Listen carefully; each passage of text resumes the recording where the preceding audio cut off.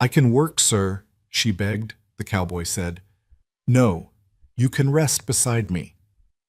When Clara Wynne collapsed into the arms of a stranger on the desolate Wyoming frontier, she never imagined those strong hands would change her life forever. One woman's desperate plea to earn her keep, one cowboy's unexpected answer that defied everything the harsh West demanded. What happened next became a love story that would echo across generations. Stay with me until the end and comment your city below so I can see how far this tale of survival and second chances travels across the world. The sun hung low and merciless over the Wyoming territory, turning the endless expanse of prairie grass into an ocean of gold and copper. It was the kind of beauty that could break a person's heart, vast, indifferent, and utterly unforgiving to those who wandered through it unprepared. The Oregon Trail stretched like a scar across the landscape, marked by wagon ruts so deep they seemed carved by the hands of God himself. This was 1868.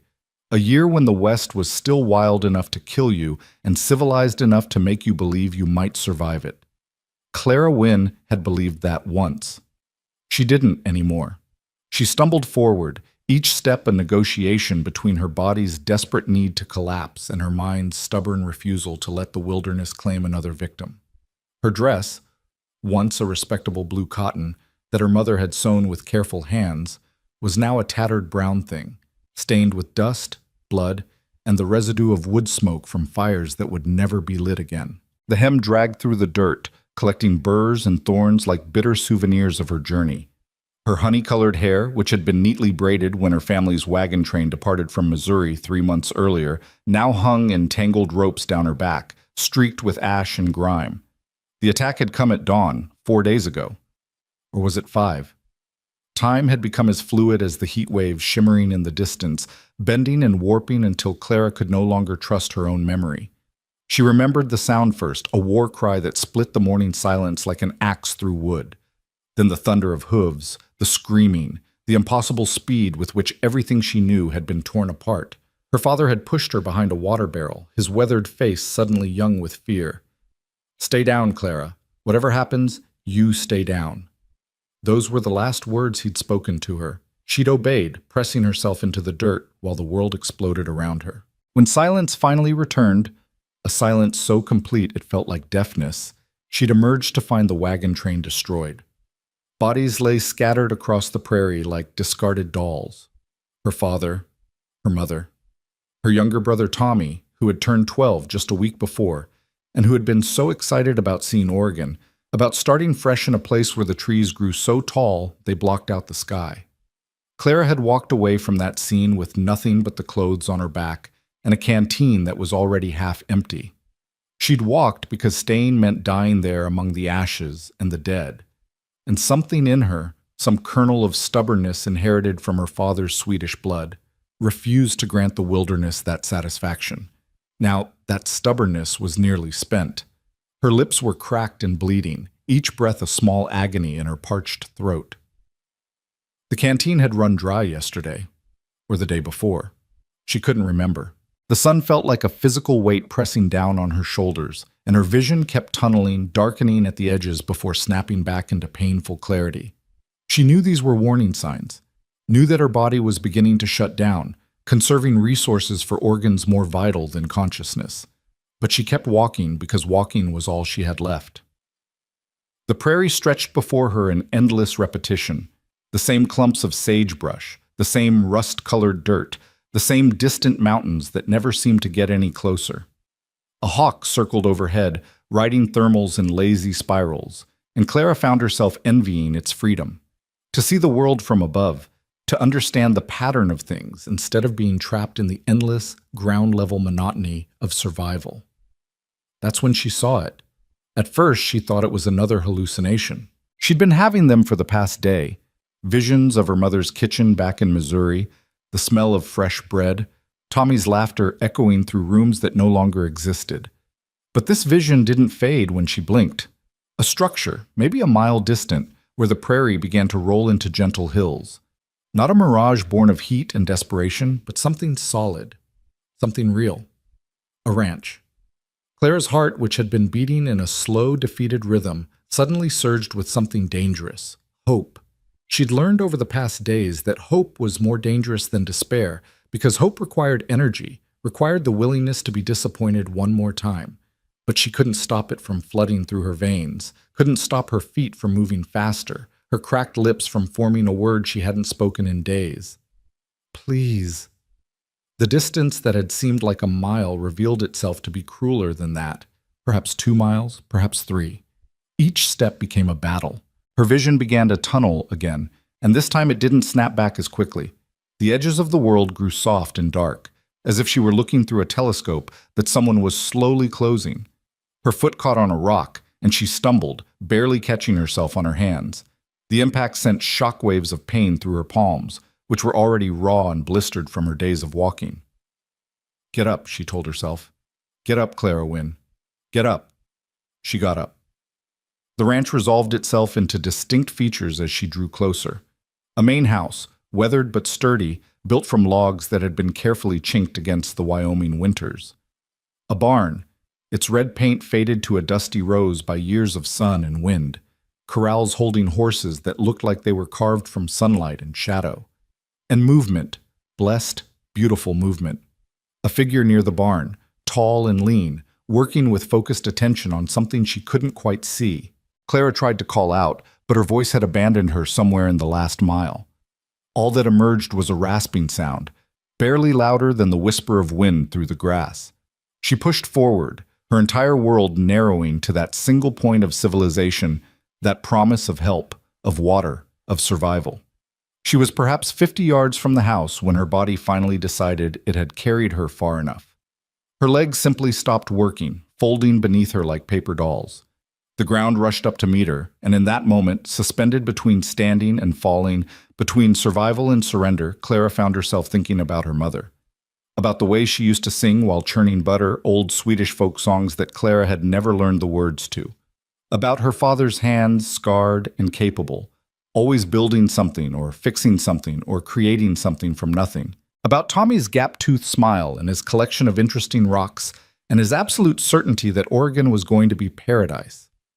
Then strong arms caught her, stopping her fall with a certainty that seemed impossible. The world tilted, and she found herself cradled against someone's chest, her face pressed against fabric that smelled like leather and sage and something clean, something human. "Hold on, miss." The voice was deep, steady, with the kind of calmness that only came from a man who'd seen enough trouble not to panic when it arrived. "I've got you. Just hold on now." Clara tried to respond, tried to explain about the attack and the water and the walking, but her tongue felt thick and useless in her mouth. Her eyes fluttered, catching glimpses. A strong jaw covered in several days' worth of dark beard, eyes the color of rain-washed slate, a face that might have been handsome if it weren't so grave with concern. "Water," she managed to croak out. "Please. Going to get you water right now, miss. Going to get you fixed up. You're safe now. You hear me? You're safe." Safe.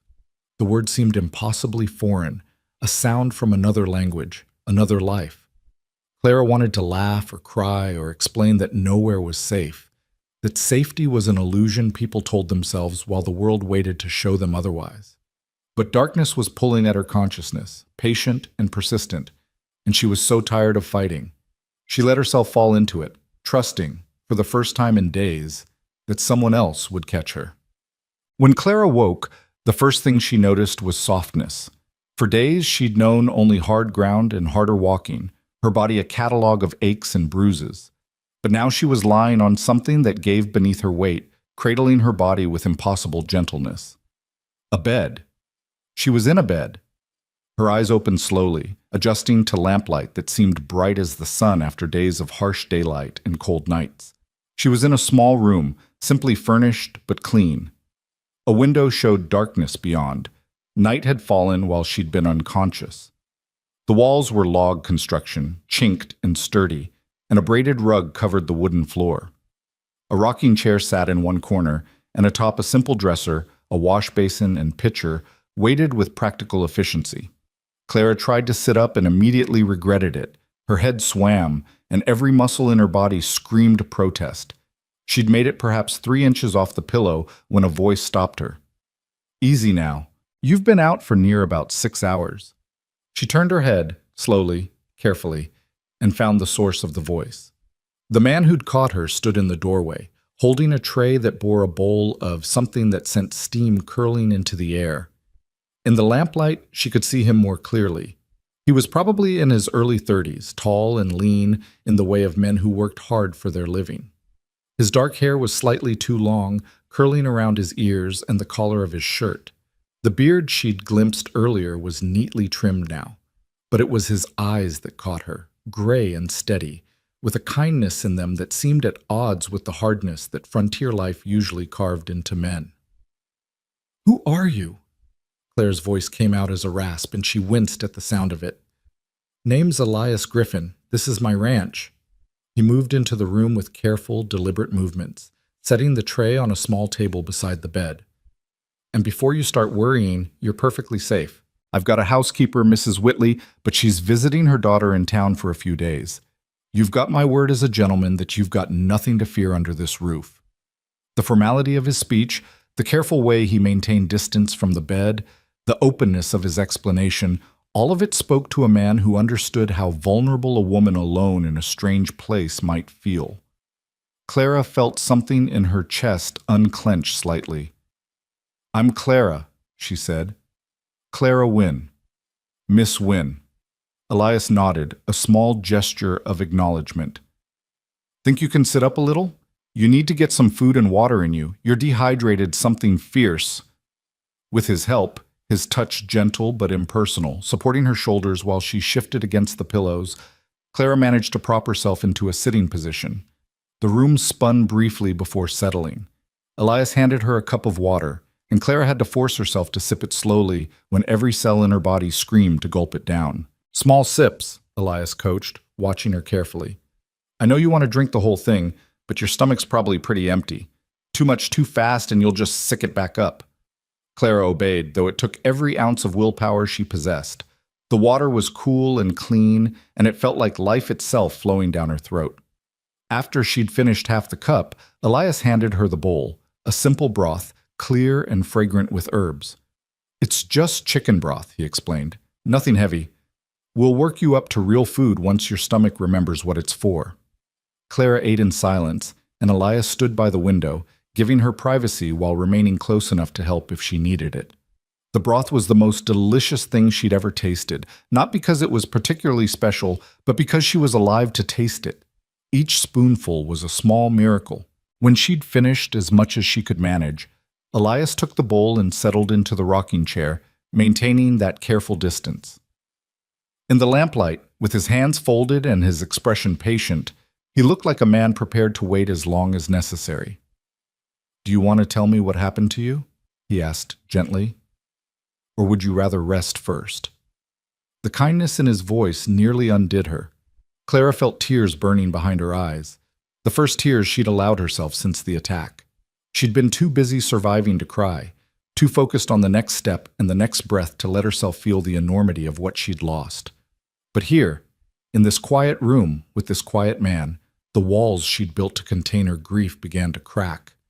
"My family," she started, and her voice broke. She took a breath, steadied herself. "We were on a wagon train, heading to Oregon. We were attacked. 4 days ago, I think, maybe 5. Everyone—" She couldn't finish the sentence. Elias's expression didn't change, but something in his eyes grew darker, heavier. "I'm sorry," he said simply. "That's a hard thing. The hardest thing." "I walked," Clara continued, needing suddenly to explain, to make him understand. "I just kept walking. I didn't know where I was going. I just knew I couldn't stay there." That took courage. Clara let out a sound that might have been a laugh if it hadn't been so bitter. "It wasn't courage. I was just too stubborn to die." Sometimes stubbornness is its own kind of courage. Elias leaned forward slightly, his elbows resting on his knees. "You're alive, Miss Wynne. That counts for something." They sat in silence for a moment, the lamplight casting gentle shadows around the room. Clara could hear night sounds through the window, crickets singing their endless songs, the soft whicker of a horse from the barn, the whisper of wind through grass. Peaceful sounds, living sounds. "What will you do?" Elias asked finally. Do you have family somewhere? People who will be worried about you? Clara thought about it, sorting through the wreckage of her life for something solid to hold on to. My mother's sister. She lives in Boston. We weren't close. Aunt Margaret thought my parents were foolish to go west, but she's family. Boston's a long way from here. Everything's a long way from here. Clara looked down at her hands, at the bandages she now noticed wrapped around her palms. You cleaned my wounds. Had to. They were starting to fester. Nothing serious, but out here you can't be too careful. Elias stood, moving to the wash basin. I can write to your aunt if you'd like. Let her know you're safe. The next supply wagon to town isn't for a few days, but we can get a letter on it, have it sent east. I don't even know where I am, Clara said, and the admission felt like revealing weakness. You're about 30 miles southwest of Fort Bridger. The ranch is called the Griffin Holding, though that's fancy talk for what's really just a stubborn patch of land and some good water rights. Elias dampened a cloth in the wash basin and brought it to her. Here, for your face. You've got trail dust about 3 layers deep. Clara took the cloth and pressed it against her face, feeling the cool dampness cut through the grime. The simple act of washing felt impossibly luxurious. When she lowered the cloth, it came away brown with dirt. I can pay you, she said suddenly. Not right now. I don't have anything. But I can work. I can cook and clean and mend. I can... Miss Wynne. Elias held up a hand, his voice still gentle but firm. You're not in my debt. You don't owe me a thing. I can't just take your charity. It's not charity. It's being human. He moved back to the doorway, giving her space again. Right now, you need to rest and heal. We can talk about the future when you're stronger. I'm going to let you sleep now. If you need anything in the night, I'm just across the hall. Don't hesitate to call out. He was almost out the door when Clara's voice stopped him. Mr. Griffin, thank you for saving my life. Elias turned back, and for the first time she saw him smile. Just a small curve of his lips, but it transformed his face, softening the hard edges that the frontier had carved into it. You're welcome, Miss Wynne. Sleep well. Clara woke to sunlight streaming through the window and the sound of someone moving around beyond her door. For a moment she couldn't remember where she was, her sleep-fogged mind expecting to hear her mother humming in the kitchen or Tommy's off-key whistling. Then memory crashed back, and with it the weight of loss. But there was also relief. She was alive. She was safe. She was in the ranch house of a man named Elias Griffin, who had caught her when she fell. She sat up slowly, testing her body's capacity for movement. Everything ached, but it was the manageable ache of overused muscles rather than the desperate agony of the day before. The water and food and rest had begun their work. On the chair beside the bed, she found a clean dress laid out, simple blue calico, worn but well mended. Next to it was a hairbrush and a bar of soap that smelled faintly of lavender. Clara rose carefully and made her way to the wash basin. Someone, Elias presumably, had filled it with fresh water. She washed as best she could, scrubbing away days of grime until the water in the basin turned gray. Her reflection in the small mirror above the dresser showed a stranger, hollow-eyed, painfully thin, her skin sunburned and peeling, but alive, unmistakably alive. The dress fit reasonably well, if a little loose in the shoulders. Clara wondered whose it had been, but pushed the question aside. She braided her hair with fingers that shook slightly from weakness and hunger, and then, taking a deep breath, she opened the bedroom door. The main room of the house was larger than she'd expected, open and airy with windows that let in the morning light. A stone fireplace dominated one wall, its mantel bare except for a clock and a few books. The furniture was simple but well made. A table with 4 chairs, a sitting area with a worn sofa and 2 armchairs, shelves filled with more books than she'd expected to find in a frontier ranch house. The place was clean but clearly lacking a woman's touch, functional rather than decorative, organized with military precision rather than homey comfort. Elias stood at the stove, his back to her, doing something with a cast-iron skillet that sent the smell of bacon wafting through the room. He'd clearly been up for hours. His hair was damp from washing, and he was dressed in clean work clothes. When he turned and saw her, surprise flickered across his face. "Miss Wynne, I didn't expect you to be up yet." "I've imposed on your hospitality enough without sleeping the day away," Clara said, her voice still rough but stronger than the night before. "It's not even 7 in the morning, and you nearly died yesterday. I'd hardly call sleeping late an imposition." Elias gestured to the table. "But since you're up, sit. I'll get you some breakfast. Nothing heavy, just some bacon and bread. Your stomach needs time to adjust." Clara wanted to argue, wanted to insist that she could help, but her body chose that moment to remind her that standing upright was still a somewhat ambitious undertaking. She sank into one of the chairs with more force than grace. Elias brought her a plate with 2 strips of bacon and a slice of bread spread with butter. He also set down a cup of coffee. Real coffee, dark and fragrant. Clara stared at the meal as if it were a feast. "Go on," Elias encouraged, settling into the chair across from her with his own plate. "Eat." The bacon was crispy and perfectly salted. The bread was fresh, baked today, probably before dawn. The coffee was strong enough to wake the dead. Clara ate slowly, savoring each bite, while Elias maintained a companionable silence. He didn't hover or watch her eat. Instead, he focused on his own meal, giving her the dignity of privacy while remaining present enough to help if she needed it. When they'd both finished, Clara started to reach for the plates, but Elias shook his head. "You're still recovering. I'll clean up." "Mr. Griffin." "It's just Elias. No need for formality out here." "Elias, then." Clara folded her hands on the table. "I meant what I said last night. I can work. I can earn my keep while I'm here." Elias stood and carried the plates to the wash basin. For a moment he didn't respond, his attention apparently focused on the mundane task of cleaning. Then he turned, leaning back against the counter, his arms crossed over his chest. "Why do you feel the need to earn your keep?" The question caught Clara off guard. "Because I'm not a charity case. Because I won't be beholden to anyone. Because I've got nothing left but my pride, and I'll be damned if I let the wilderness take that too." The words came out sharper than she'd intended, edged with the anger that had been building beneath her grief. Anger at the senselessness of the attack, at the injustice of survival, at a world that kept turning even when your entire life had been destroyed. Elias studied her for a long moment, his gray eyes thoughtful. "I understand pride, Miss Wynne. I do.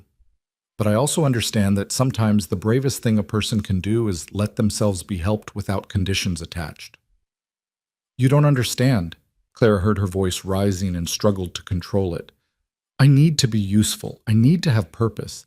If I just sit here and rest and let you take care of me, I'll—" She stopped, unable to articulate what she feared, that she'd fall apart, that she'd have time to think about what she'd lost, that the grief would swallow her whole.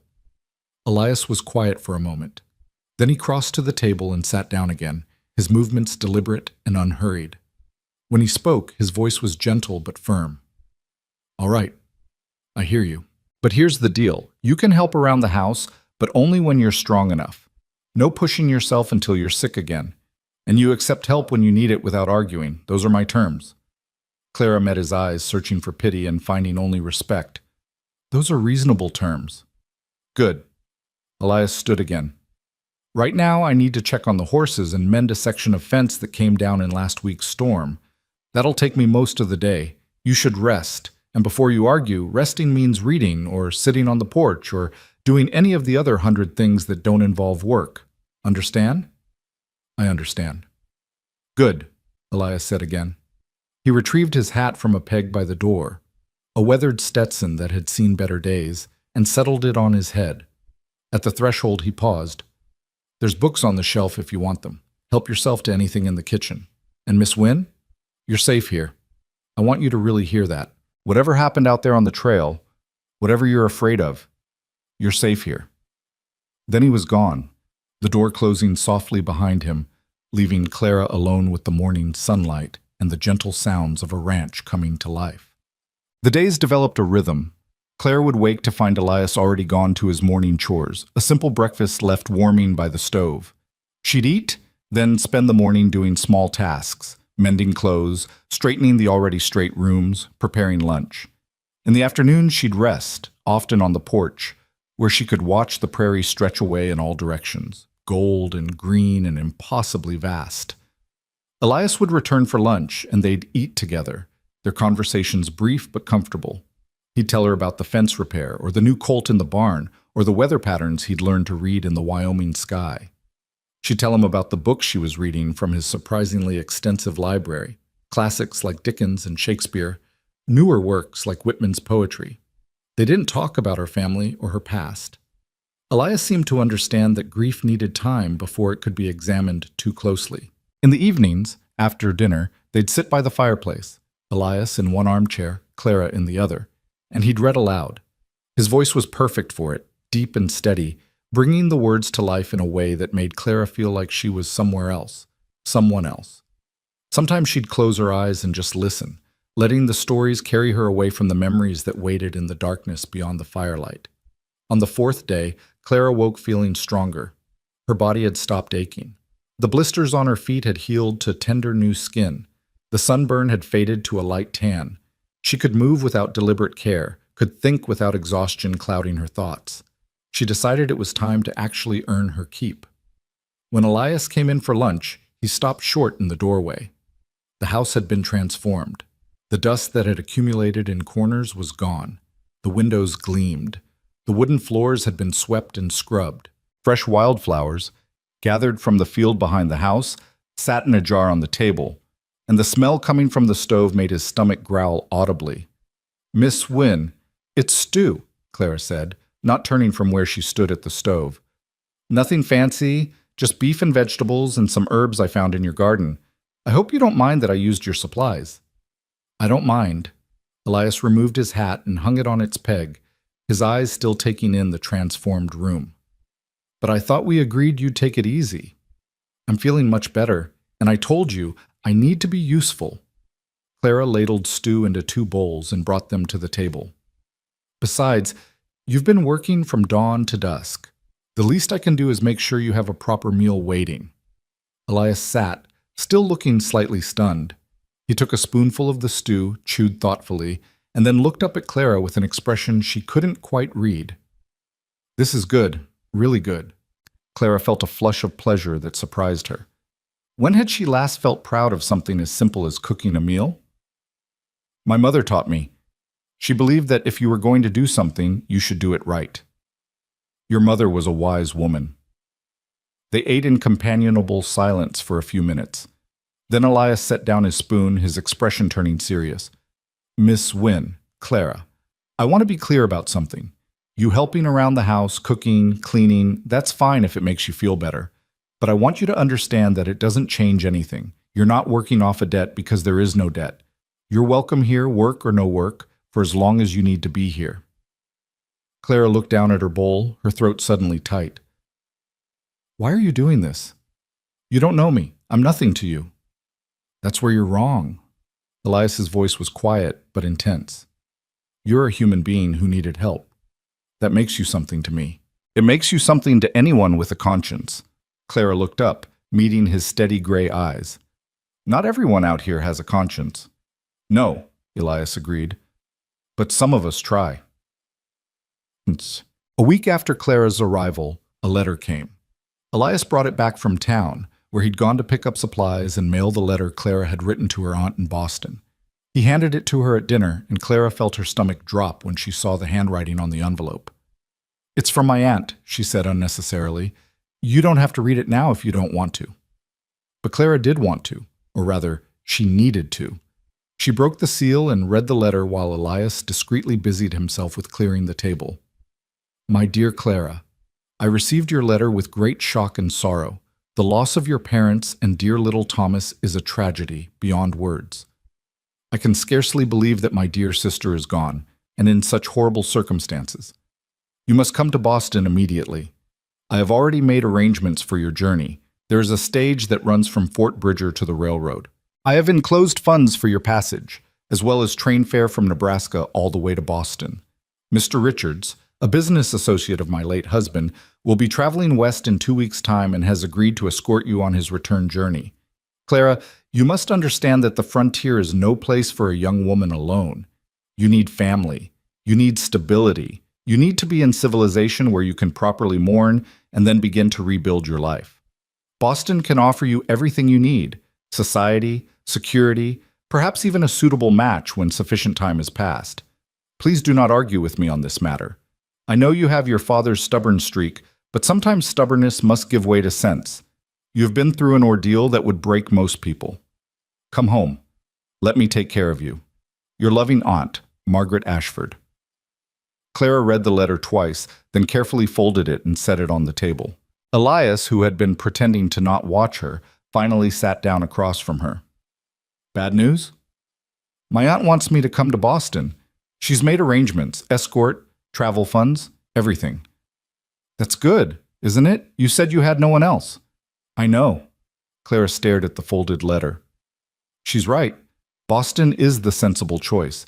I can't stay here forever living on your charity. I need to build a life, and that life certainly isn't going to be found on a Wyoming ranch in the middle of nowhere. Elias was quiet for a long moment. When he spoke, his voice was carefully neutral. When would you leave? 2 weeks. There's a man, a business associate of my aunt's, who'll be passing through and can escort me east. 2 weeks, Elias repeated. He stood abruptly and moved to the window, looking out at the darkening prairie. That's not much time. Clara felt something twist in her chest. The thought of leaving, of trading this quiet, peaceful existence for the noise and crowds and expectations of Boston, made her feel hollow. But what choice did she have? She couldn't stay here indefinitely. Elias had his own life, his own concerns. He didn't need a permanent house guest, no matter how useful she tried to make herself. I know, she said softly, but it's for the best. You've been more than kind, but I can't impose on you forever. Elias turned from the window, his expression unreadable in the dim light. What if it's not an imposition? What? What if you stayed, not as a guest, not as someone working off a debt, just stayed? Clara's heart began to beat faster.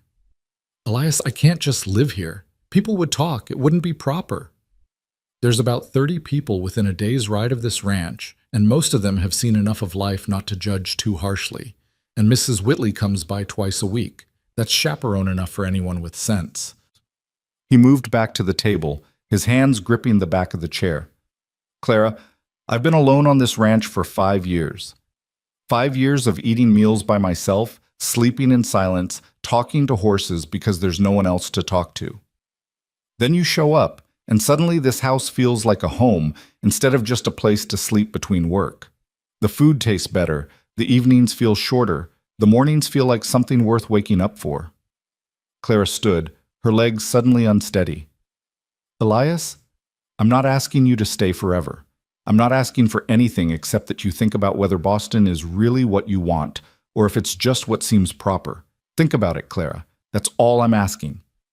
He left then, stepping out into the night, leaving Clara alone with the lamplight and the letter, and a decision that suddenly seemed far more complicated than it should have been.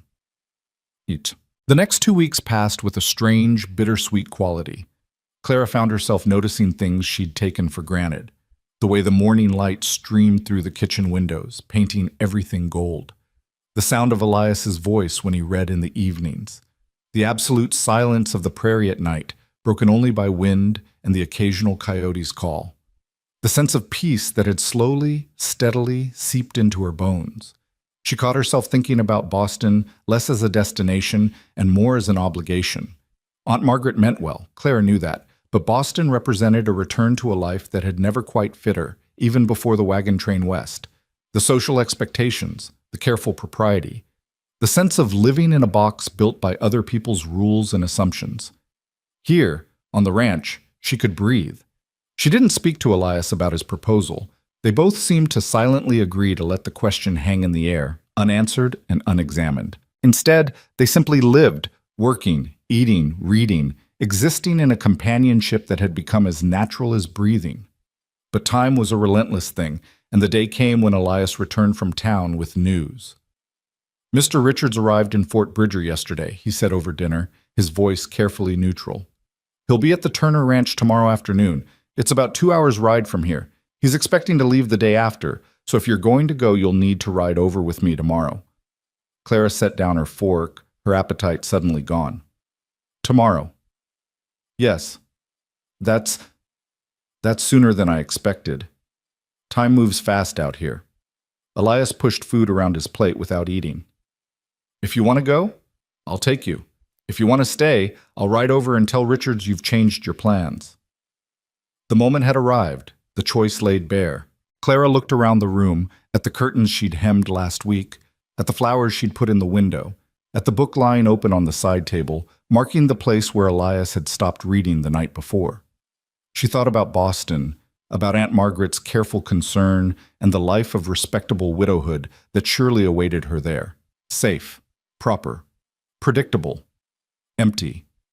She looked at Elias, really looked at him, saw the tension in his shoulders, the careful blankness of his expression that couldn't quite hide the hope and fear warring in his eyes.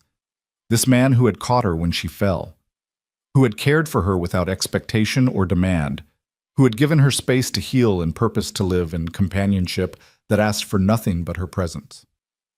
Boston may have comfort, Clara said slowly, but it doesn't have purpose. Elias's hand stilled on his fork. What are you saying? I'm saying that I've spent my whole life doing what was proper and expected, following the rules, making the sensible choices. And where did it get me? Watching my family die while I hid behind a water barrel. Clara felt tears burning in her eyes but refused to let them fall. I don't want to be safe anymore, Elias. I don't want to be respectable. I want to be alive, really, truly alive. And I feel more alive here, in this ranch house in the middle of nowhere, than I've felt anywhere else. Clara. His voice was rough with emotion. So no, I won't be riding to the Turner Ranch tomorrow. You can send my regrets to Mr. Richards and my apologies to Aunt Margaret. I'm staying here. The words hung in the air between them, heavy with implication and promise. Elias stood slowly, his chair scraping against the floor, and for a moment Clara thought he might embrace her. But he simply nodded, his eyes bright with something that might have been tears. All right then, he said softly. You'll stay. I'll stay. Good. He cleared his throat, visibly composing himself. Then we should probably discuss the practical matters. Mrs. Whitley's been wanting to come by more often, says the house needs a woman's regular touch. If she comes by 3-4 times a week, that should satisfy anyone concerned about propriety. And the ranch, well, it could use another heartbeat, another purpose. Clara smiled, feeling lighter than she had in weeks. The ranch could use another heartbeat. Is that your way of saying you want me here? Elias met her eyes, and for the first time since she'd known him, he smiled fully, a real smile that transformed his serious face into something almost boyish. Yes, Clara. That's my way of saying I want you here. Very much. They stood there in the lamplight, the remains of dinner forgotten, two people who had found each other in the midst of tragedy and wilderness and impossible odds. Outside, the Wyoming night pressed against the windows, vast and dark and full of stars. Inside, in the warm glow of the fireplace, two hearts began the slow, careful process of learning to beat in tandem. Clara had come to this ranch broken and lost, seeking only survival. But she was staying for something far more precious, the possibility of belonging, of home, of a future built not on expectations and propriety, but on choice and courage, and the quiet strength of two souls who had learned that sometimes the best thing you can do is simply catch someone when they fall, and trust them to catch you in return. The morning after Clara's decision dawned clear and cold, the kind of Wyoming autumn day that promised winter wasn't far behind. She woke to the sound of Elias moving around in the main room, the familiar rhythm of his morning routine now as natural to her as her own heartbeat. But this morning felt different. Everything felt different. She had chosen to stay, had spoken the words aloud, and in doing so had committed herself to a future she couldn't quite see but wanted desperately to discover. Clara dressed quickly in the blue calico that had become her daily uniform and braided her hair with fingers that trembled slightly. Not from fear exactly, but from the weight of what she'd done. She'd turned her back on respectability, on family obligation, on everything a proper young woman was supposed to want. And somehow, that felt exactly right. When she emerged from the bedroom, Elias was at the stove, his back to her, his shoulders tense in a way that told her he'd been awake most of the night thinking. He turned when he heard her footsteps, and their eyes met across the room. For a moment, neither of them spoke. I need to ride to the Turner Ranch this morning, Elias said finally, his voice careful. "To tell Richards you won't be joining him, and to collect some lumber Jim Turner's been holding for me." "I could come with you," Clara offered. "It seems cowardly to send you to deliver my refusal." Elias shook his head. "No need for that. Besides, I think you being there would just make things more complicated.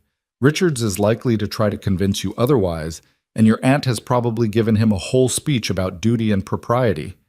Clara smiled despite herself. "You know my aunt remarkably well for never having met her." "I know the type." Elias poured coffee into 2 cups and brought them to the table. "Besides, it'll give you time to write her a proper letter, explaining your decision in your own words. That's better than secondhand news from Richards." They sat together in the early morning light, drinking coffee and not quite looking at each other. The easiness that had developed between them over the past weeks felt suddenly fragile, as if Claire's decision to stay had shifted something fundamental in their relationship. They were no longer simply host and guest, no longer patient and caretaker, but what they were now remained undefined, hanging in the air between them like a question neither was quite ready to answer. "I should be back by early afternoon," Elias said, finishing his coffee and standing. "Mrs. Whitley's coming by around midday to discuss her new schedule. I told her you'd be here." "What did you tell her? About me staying?" Elias paused, his hand on his hat. "I told her the truth, that you're a woman who survived a terrible tragedy and needs a place to heal, that the ranch has room for you, that it's the decent thing to do." He settled the Stetson on his head. "She didn't ask questions. Mrs. Whitley's good that way." After he left, Clara found herself restless. She cleaned the breakfast dishes, swept the already clean floors, and finally settled at the table with paper and pen. The letter to Aunt Margaret needed to be written, but the words felt impossible to find. How did you explain to someone who valued propriety above all else that you'd chosen to stay with a bachelor rancher you'd known for barely 2 weeks? That you'd chosen uncertainty over security, wilderness over civilization, feeling alive over feeling safe? She began 3 different letters, wadding up each attempt and starting over. Finally, she forced herself to simply write from the heart. "Dear Aunt Margaret, I received your letter and your generous offer with deep gratitude. I know you mean well, and I know you believe Boston is the right choice for me. Perhaps for many women it would be. But I've discovered something about myself in these past weeks. I am not the woman I thought I was. The tragedy that took my family also broke something open in me. It showed me that life is shorter and more precious than I ever understood, that safety is an illusion, that propriety and social standing matter very little when you're walking through the wilderness wondering if you'll see another sunrise. I have found purpose here, Aunt Margaret. I have found peace. Mr. Griffin's ranch is not a prison or a scandal. It is a place where I can breathe, where I can rebuild myself into someone stronger than I was before. Mrs. Whitley, a respectable widow from town, will be here several times a week. My reputation will remain intact. I know this is not the choice you would make for me, but it is the choice I am making for myself. I hope, in time, you will understand. With love and respect, Clara." She sealed the letter and set it aside, feeling both relieved and anxious. The die was cast. There was no going back now. Mrs. Whitley arrived precisely at noon, driving a small wagon with the practiced ease of a woman who'd been handling horses since childhood. She was in her 60s, rail-thin and sharp-eyed, with gray hair pulled back in a severe bun. Her dress was practical homespun, and her hands were work-roughened. She looked like someone who'd seen every hardship the frontier could offer and had survived them all through sheer stubbornness. "You must be Miss Wynne," she said, climbing down from the wagon without assistance. "I'm Beatrice Whitley. Elias tells me you'll be staying on." Clara felt her cheeks flush. "Yes, ma'am. I hope that doesn't cause you any concern." Mrs. Whitley fixed her with a long, assessing look. Then, unexpectedly, she smiled. "Child, I've lived in Wyoming territory for 40 years. I've seen every kind of arrangement people can make to survive out here. As long as you're here of your own free will, and Elias is treating you with respect, what concern is it of mine?" "Thank you," Clara said, feeling a weight lift from her shoulders. "Would you like some coffee? I just made a fresh pot." Over coffee and the cornbread Clara had baked that morning, Mrs. Whitley laid out her proposal. She'd come by Mondays, Wednesdays, and Fridays to help with the heavier work, Laundry, deep cleaning, preserving food for winter. She'd stay most of the day, leaving before supper. Her presence would serve as chaperone enough to satisfy anyone with concerns about Clara's reputation. Though honestly, Mrs. Whitley said, spreading butter on a piece of cornbread, most folks out here are too busy surviving to worry much about scandal. We're not Boston.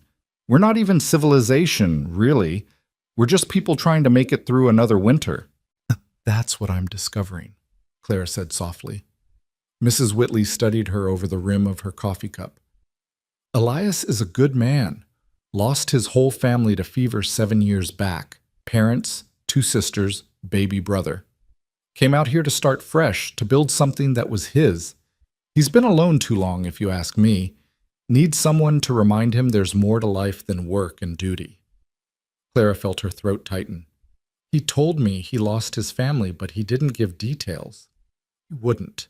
That's Elias. Keeps his grief close and his hopes closer. Mrs. Whitley set down her cup. I'm telling you this because I want you to understand what kind of man you're dealing with. He's not going to push you for anything you're not ready to give. He's not going to make demands or expect payment for his kindness. But he's lonely, Miss Wynne. Bone-deep lonely. And if you're staying here just because you've got nowhere else to go, that's going to hurt him more than you realize. I'm not, Clara said quickly. I'm staying because I want to. Because this place, this life, it feels right in a way nothing else ever has. Mrs. Whitley nodded, satisfied. Good. Then we'll get along just fine. They spent the next hour discussing practical matters, the weekly schedule, the supplies needed for winter, the particulars of running a ranch household. Mrs. Whitley proved to be a wealth of information, and Clara found herself taking mental notes on everything from the best way to preserve vegetables to how to recognize the signs of an approaching blizzard. When Elias returned in mid-afternoon, he found them in the kitchen, laughing over Mrs. Whitley's story about her late husband's disastrous attempt to make soap. He stopped in the doorway, surprise flickering across his face at the easy camaraderie between the 2 women. Ladies, he said, removing his hat, I see you've been getting acquainted. Miss Wynne makes excellent cornbread, Mrs. Whitley announced. And she's got sense, which is more than I can say for most young women these days. I approve, Elias. Elias's ears turned slightly red. I'm glad to have your blessing, Beatrice. As you should be. Now, I'll be taking my leave. Got to get back before dark. She stood smoothing her skirts. I'll see you Monday morning, Miss Wynne. Bring your work dress. We'll be doing laundry. After she left, Clara and Elias stood in the kitchen, the silence stretching between them. Finally, Elias spoke. Richards wasn't happy, but he accepted your decision. I gave him the letter for your aunt.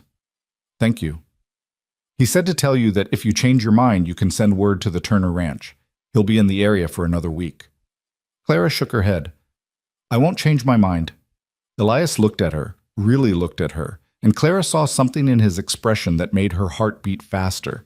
Not desire exactly, though there was an element of that, something deeper. Recognition, perhaps.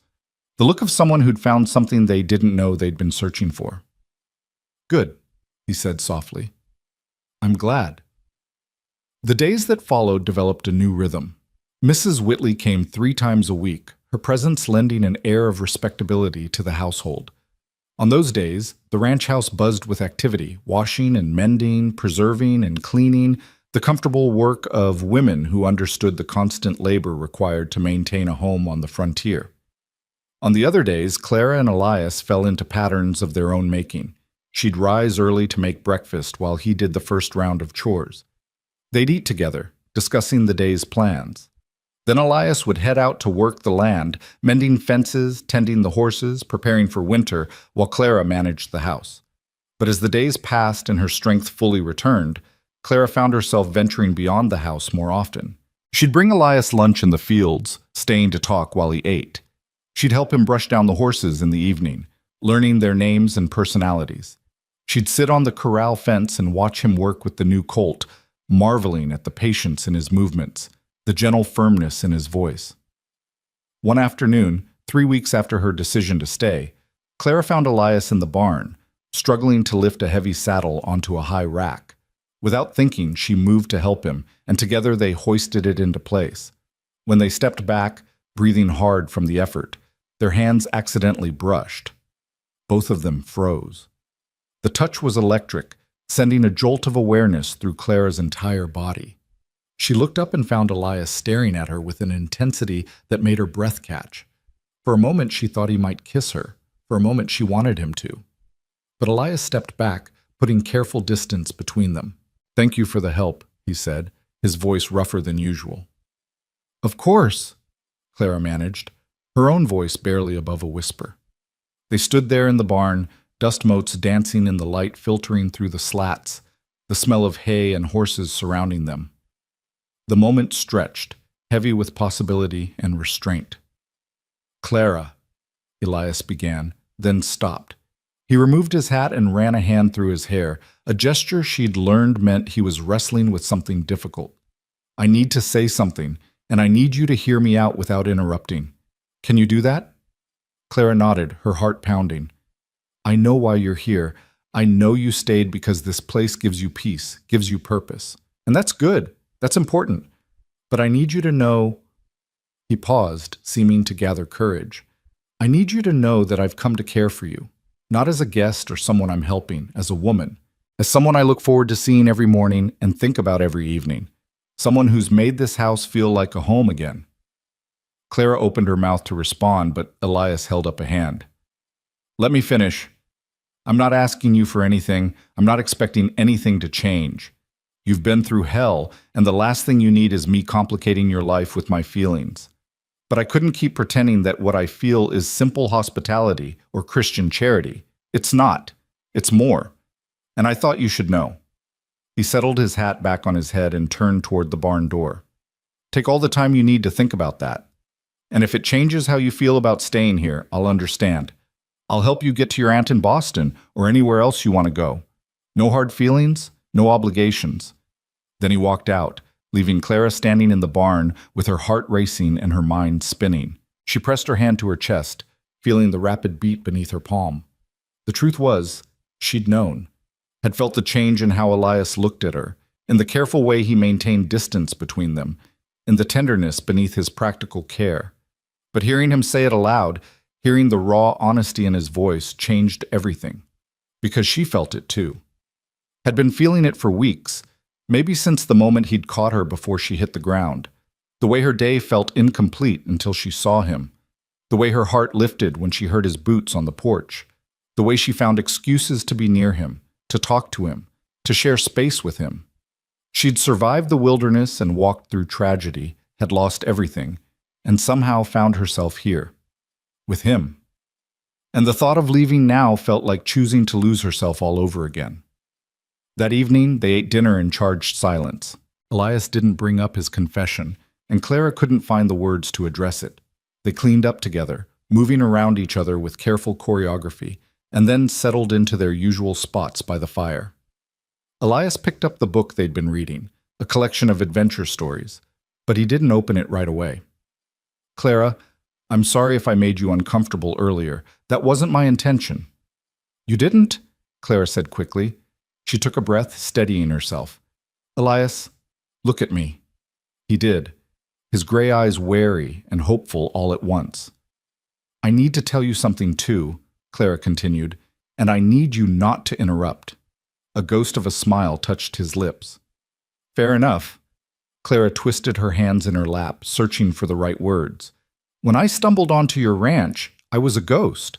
I was already dead in every way that mattered. I just hadn't stopped moving yet. You didn't just save my life, you gave me back my life. You gave me purpose and peace, and a place where I could remember who I was before tragedy tried to erase me." She paused, gathering courage. "But somewhere along the way, it stopped being about what you gave me and started being about who you are.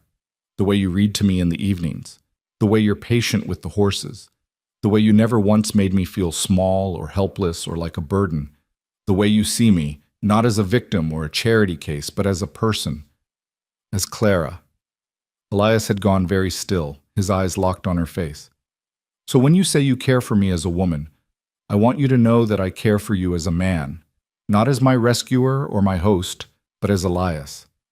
The man who makes me laugh, who challenges me to think, Who makes this rough life feel like exactly where I'm supposed to be. The fire crackled in the silence that followed. Then Elias set down the book and crossed to her chair. He knelt beside it, taking her hand in both of his. Clara Wynne, I don't have much to offer you. This ranch is hard work and harder winters. The nearest town is 3 hours away. You'll go days without seeing anyone but me and Mrs. Whitley. There's no society here, no refinement, nothing like what you could have in Boston. I don't want Boston, Clara whispered. But what I can offer you is this, a home, a partnership. Someone who will never take you for granted or expect you to be anything other than exactly who you are. Someone who will stand beside you through whatever comes next. He paused, his voice dropping lower. Someone who will love you with everything he has for as long as he draws breath. Clara felt tears streaming down her face, but they weren't tears of grief. They were tears of joy, of relief, of coming home after being lost for so long. She slipped from the chair to kneel with him on the floor, their hands still clasped between them. Then that's what I want, she said. Not someday, not eventually. Now. I want this life with you, Elias Griffin. I want to build something here that's ours. I want to be your partner and your friend and... She hesitated, then pushed forward. And more than that, if you'll have me. Elias reached up with one hand and gently wiped the tears from her cheeks. Are you sure? Clara, I need you to be absolutely sure, because once you say yes, I'm never letting you go. I'm sure, Clara said, and she'd never been more certain of anything in her life. I'm completely sure. The kiss, when it came, was gentle and careful, a question asked and answered, a promise made without words. Clara felt something in her chest unlock, some last piece of armor she'd been wearing since the attack. She'd survived the wilderness, she'd walked through fire, and now, on the other side of all that pain, she'd found this. Not just safety, but belonging. Not just shelter, but home. When they finally pulled apart, Elias rested his forehead against hers. We should do this properly, he said. I should court you, take you to town dances, write you poetry. Clara laughed, the sound bright and genuine. I don't need poetry, Elias. I need this. I need you. I need the life we can build together. Then marry me, Elias said simply. Not someday. Soon. As soon as we can arrange it. I've waited long enough for something to live for. I don't want to wait any longer. Yes, Clara said without hesitation. Yes, I'll marry you. They stayed there on the floor beside the fire for a long time, holding each other in the flickering light, while outside the Wyoming wind sang its endless song across the prairie. Two people who had been broken by loss, now choosing to be made whole together. Two hearts that had survived the wilderness, now finding refuge in each other. The next morning, Elias rode to town to speak with the minister and file the necessary papers. Clara spent the day and a daze, moving through her chores in a fog of happiness. Mrs. Whitley arrived for her regular day of work and took one look at Clara's face before breaking into a knowing smile. He finally said something, did he? Clara felt herself blush. He asked me to marry him. I said yes. Mrs. Whitley let out a whoop of joy that startled the chickens in the yard. About time! I was beginning to think you two were going to dance around each other until spring. She pulled Clara into a fierce hug. I'm happy for you, child. Truly happy. Elias deserves some joy after all he's been through, and so do you. It's fast, Clara said, voicing the doubt that had been niggling at the back of her mind. People will talk. People always talk. That's what people do. Mrs. Whitley released her and returned to the washing. But anyone with eyes can see that you two fit. Sometimes the heart knows faster than the head. No point in waiting around just to satisfy gossips. The wedding was planned for 2 weeks hence, giving just enough time to arrange the ceremony and for Clara to make herself a proper dress. Mrs. Whitley helped, bringing fabric from town, a beautiful cream-colored wool that would serve as both wedding dress and Sunday best. Together, they cut and pinned and stitched, working by lamplight in the evenings while Elias read aloud or worked on his own preparations. He was building new furniture for the house, a larger wardrobe for their bedroom, a new dining table that would seat 6 instead of 4. For when we have guests, he said, and maybe, someday, for family. The word hung in the air between them, heavy with possibility. Family. something they'd both lost and both longed for, something that could be built again from the ashes of grief. 5 days before the wedding, a letter arrived from Aunt Margaret. Clara opened it with trembling hands, expecting anger or disappointment. Instead, she found something unexpected. "My dear Clara, your letter arrived, and I confess I read it 3 times before I could properly absorb its contents. My first instinct was to write back with every argument I could muster for why you should reconsider. My second instinct was to book passage west and fetch you home myself. But then I remembered your father, my dear brother-in-law, and how he always said that you had steel in your spine beneath all that propriety, how you were stronger than anyone gave you credit for, including yourself. I dismissed it as a doting father's bias. Perhaps I was wrong. I will not pretend to understand your choice, Clara. Boston could offer you security and society, but you have chosen purpose over comfort, and I suppose there is courage in that. Your mother would have worried herself sick, but I think your father would have understood. I am enclosing a small gift, my own mother's locket, which I had been saving for you. Wear it on your wedding day and know that you are not as alone in this world as you might feel. You have family who love you, even if we do not comprehend all your choices. Write to me when you can. Let me know you are well and happy. That is all an old woman can ask. With love, Aunt Margaret." Inside the envelope was a delicate gold locket on a fine chain. Clara opened it to find miniature portraits, one of her mother as a young woman, one of a man Clara didn't recognize but who must have been her grandfather. She held it to her chest, tears streaming down her face. "Good news?" Elias asked gently, seeing her tears. "The best news," Clara said. "I haven't lost everything after all. Some things remain." The wedding day arrived with clear skies and crisp autumn air. Mrs. Whitley came early to help Clara dress, arranging her hair in an elegant twist and pinning wildflowers, the last of the season, throughout the golden strands. The cream wool dress fit perfectly, and with Aunt Margaret's locket around her neck, Clara looked like a bride from the pages of a storybook.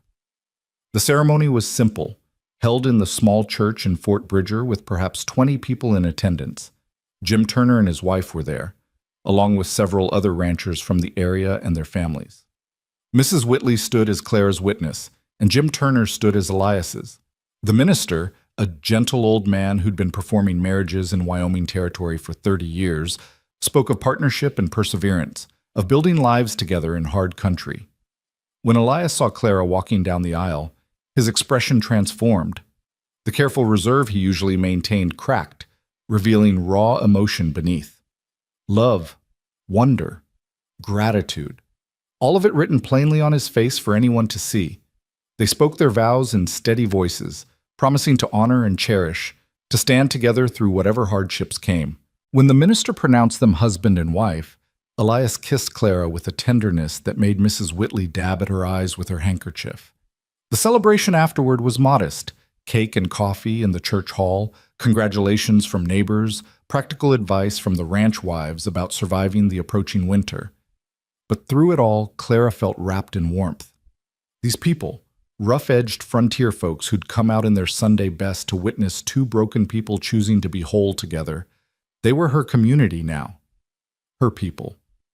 As the sun began its descent toward the horizon, Elias helped Clara into their wagon for the ride home. Mrs. Whitley had discreetly prepared the house, leaving a wedding supper warming by the stove and extra firewood stacked by the hearth. As they pulled away from the church, Clara looked back at the small gathering, waving them off, then forward to the vast prairie stretching before them. "Are you happy?" Elias asked quietly, his hand finding hers on the wagon seat. Clara leaned against his shoulder, feeling the solid warmth of him, the reality of this new life they were beginning. "I'm happy," she said. "I'm finally, truly happy." The ranch house appeared on the horizon as the last light painted everything gold and red. Home. Not the place she'd grown up, not the destination her family had been seeking, but home nonetheless, chosen rather than inherited, built on mutual respect and growing love rather than duty and expectation. That night, as they sat together by the fire, Elias took Clara's hand and looked at her with such profound tenderness that it made her heart ache. "I want you to know something," he said.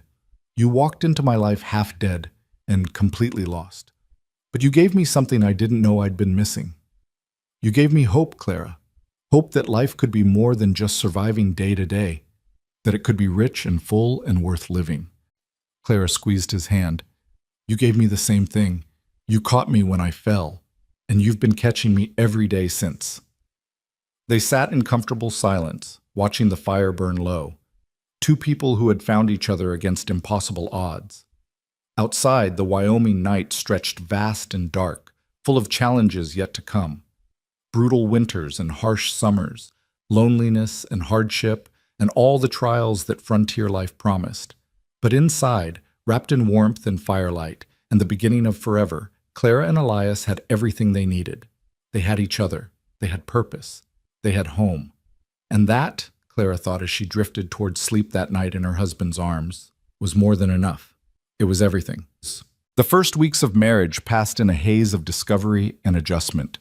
Clara learned the rhythm of Elias's days, the particular way he liked his coffee in the morning, the small tells that indicated whether he was troubled or content. He learned her habits too, how she hummed while cooking, how she always checked the horizon at dusk as if looking for something she couldn't name, how she slept curled on her side with one hand tucked under her cheek like a child. They learned each other's bodies with a tenderness that surprised them both. Elias had expected to find a widow's grief or a survivor's trauma.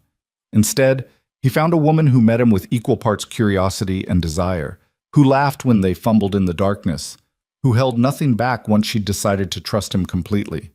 Clara had expected awkwardness or pain. Instead, she found safety and pleasure in equal measure, discovered that intimacy could be both gentle and intense, that her body could feel something other than exhaustion and fear. But winter was coming, and the ranch demanded attention that couldn't be postponed for the luxury of extended honeymoon bliss. The cattle needed to be moved to winter pasture. The barn needed reinforcing against the storms that would soon howl down from the mountains. Food had to be preserved, wood had to be chopped and stacked. Every crack in the house had to be chinked against the cold that would try to creep through and kill them in their sleep. Clara threw herself into the work with determination that both impressed and worried Elias. She worked alongside Mrs. Whitley to preserve everything the garden had produced, tomatoes and beans, squash and carrots, putting up jar after jar that would feed them through the long months when nothing grew. She helped Elias repair the chicken coop, learning to hammer nails with accuracy, if not grace. She even insisted on learning to shoot, standing in the yard with Elias's rifle until her shoulder ached from the recoil, and she could consistently hit the target he'd set up. "Why do you need to learn this?" Elias asked one afternoon, watching her reload with practiced efficiency. Clara lowered the rifle and met his eyes. "Because I won't be helpless again. If something happens, if you're hurt or sick or away when trouble comes, I need to be able to protect myself, protect us." Elias understood. The attack that had killed her family had left scars deeper than the physical wounds. She needed to know she could fight back, could defend what was hers. So he taught her everything he knew: how to shoot, how to track weather patterns, how to read the behavior of animals that might signal danger. He taught her without pity or condescension, treating her as a partner who needed skills rather than a fragile thing to be protected. 6 weeks into their marriage, the first real storm arrived. Clara woke to absolute silence, the eerie quiet that came when heavy snow muffled every sound. She rose and padded to the window, pulling back the curtain to reveal a world transformed. Snow had fallen through the night, 3 feet at least, turning the familiar landscape into something alien and beautiful and terrifying. The barn was barely visible, and the mountains beyond had disappeared entirely into white. Elias came up behind her, wrapping his arms around her waist. "Welcome to Wyoming winter," he murmured against her hair. "This is just the first. We'll see a dozen more before spring." "It's beautiful," Clara whispered, "and frightening. It's both. That's the way of things out here." He released her and moved to stoke the fire. "We'll need to dig out to the barn. Check on the animals. Make sure nothing collapsed under the weight of the snow." They worked together through the morning, bundling against the cold and breaking trail through drifts that came up to Clara's thighs. The horses were restless but unharmed. The cattle in the near pasture had huddled together for warmth and survived the night. Everything was as secure as they'd worked to make it. But that afternoon, as Clara prepared lunch, she heard Elias cursing in the barn. She grabbed her coat and hurried out to find him staring at the far wall, where a section of the roof had partially collapsed, snow and broken timber creating a dangerous mess. "Damn it," Elias said, running a hand through his hair. "I thought we'd reinforced this section enough. The weight must have been more than it could bear." "Can we fix it?" Clara asked, already eyeing the damage and trying to calculate what would be needed. "We'll have to. Can't leave it like this. The whole roof could come down." Elias looked at the snow still falling outside. "But not in this weather. We'll have to wait for it to clear, then work fast before the next storm." The storm lasted 3 days. They were trapped inside, the world beyond their windows an impenetrable wall of white. Clara had been prepared for the boredom, for the sense of confinement. What she hadn't been prepared for was the intimacy of it. 3 days with no obligations beyond keeping the fire going and themselves fed. 3 days of talking about everything and nothing, of reading aloud until their voices grew hoarse, of making love in the afternoon because there was nothing else to do and every reason to remind themselves they were alive. On the 4th day, the sun returned, blinding and glorious against the snow. Elias and Clara worked together to repair the barn roof, their breath-forming clouds in the frigid air. Jim Turner and his 2 grown sons appeared midday, having dug themselves out and come to check on their neighbors. With 4 men working, the repair went quickly, and by nightfall the barn was secure once more. Martha Turner, Jim's wife, had come along and helped Clara prepare a meal substantial enough to feed the workers. As they all sat around the table, eating stew and fresh bread, Clara felt something shift in her understanding of frontier life.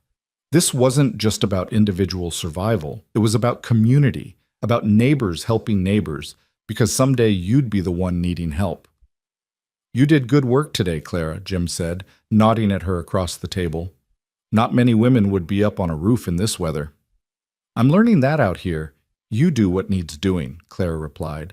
"Gender doesn't much matter when a roof needs fixing." Martha laughed, a warm sound that filled the room. "You'll fit in fine here, girl. We need more women with backbone and fewer delicate flowers." After the Turners left, Clara and Elias cleaned up in comfortable silence. When they finally settled by the fire, Clara felt bone-tired but satisfied. She'd worked hard, contributed meaningfully, proven to herself and others that she belonged here. "You impressed Jim today," Elias said quietly, "and that's not easy to do. He's seen plenty of folks give up and head back east after one hard winter." "I'm not going anywhere," Clara said firmly. "This is my home now. Our home. I'll fight for it." Elias pulled her close, and they sat watching the fire dance, 2 people who'd chosen the hard path and found it worth every challenge. But the challenges kept coming. 2 weeks later, Mrs. Whitley arrived with troubling news. There'd been an outbreak of scarlet fever in town. 3 children had died and more were sick. The doctor had quarantined several families, and the church had been turned into a makeshift hospital. "I won't be able to come out for a while," Mrs. Whitley said, her face drawn with worry. "My daughter's youngest is sick. Not badly yet, thank God, but I need to be there." "Of course," Clara said immediately. "Family comes first. Is there anything we can do to help?" "Stay healthy," Mrs. Whitley said bluntly. "Last thing the town needs is more sick folks. And pray. Pray hard." For 3 weeks, they had no news from town. Elias wanted to ride in to check on things, but Clara begged him not to risk exposure. They were isolated on the ranch, safe from the sickness that was ravaging the community. Every day that passed without word was agonizing, but every day they remained healthy was a blessing. When Mrs. Whitley finally returned, she looked 10 years older. The fever had taken 2 more children before running its course. Her grandson had survived, but barely. The whole town was exhausted, grieving, traumatized. "I'm so sorry," Clara said, embracing the older woman. "I'm so sorry you had to go through that." Mrs. Whitley clung to her for a moment, then pulled back and wiped her eyes. "We survived.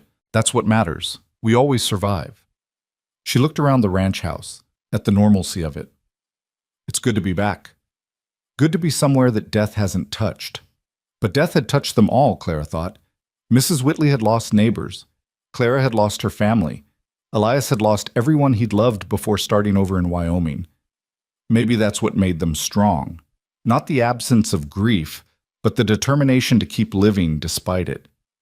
As winter deepened, Clara discovered she was pregnant. She'd suspected for a few weeks, but hadn't said anything.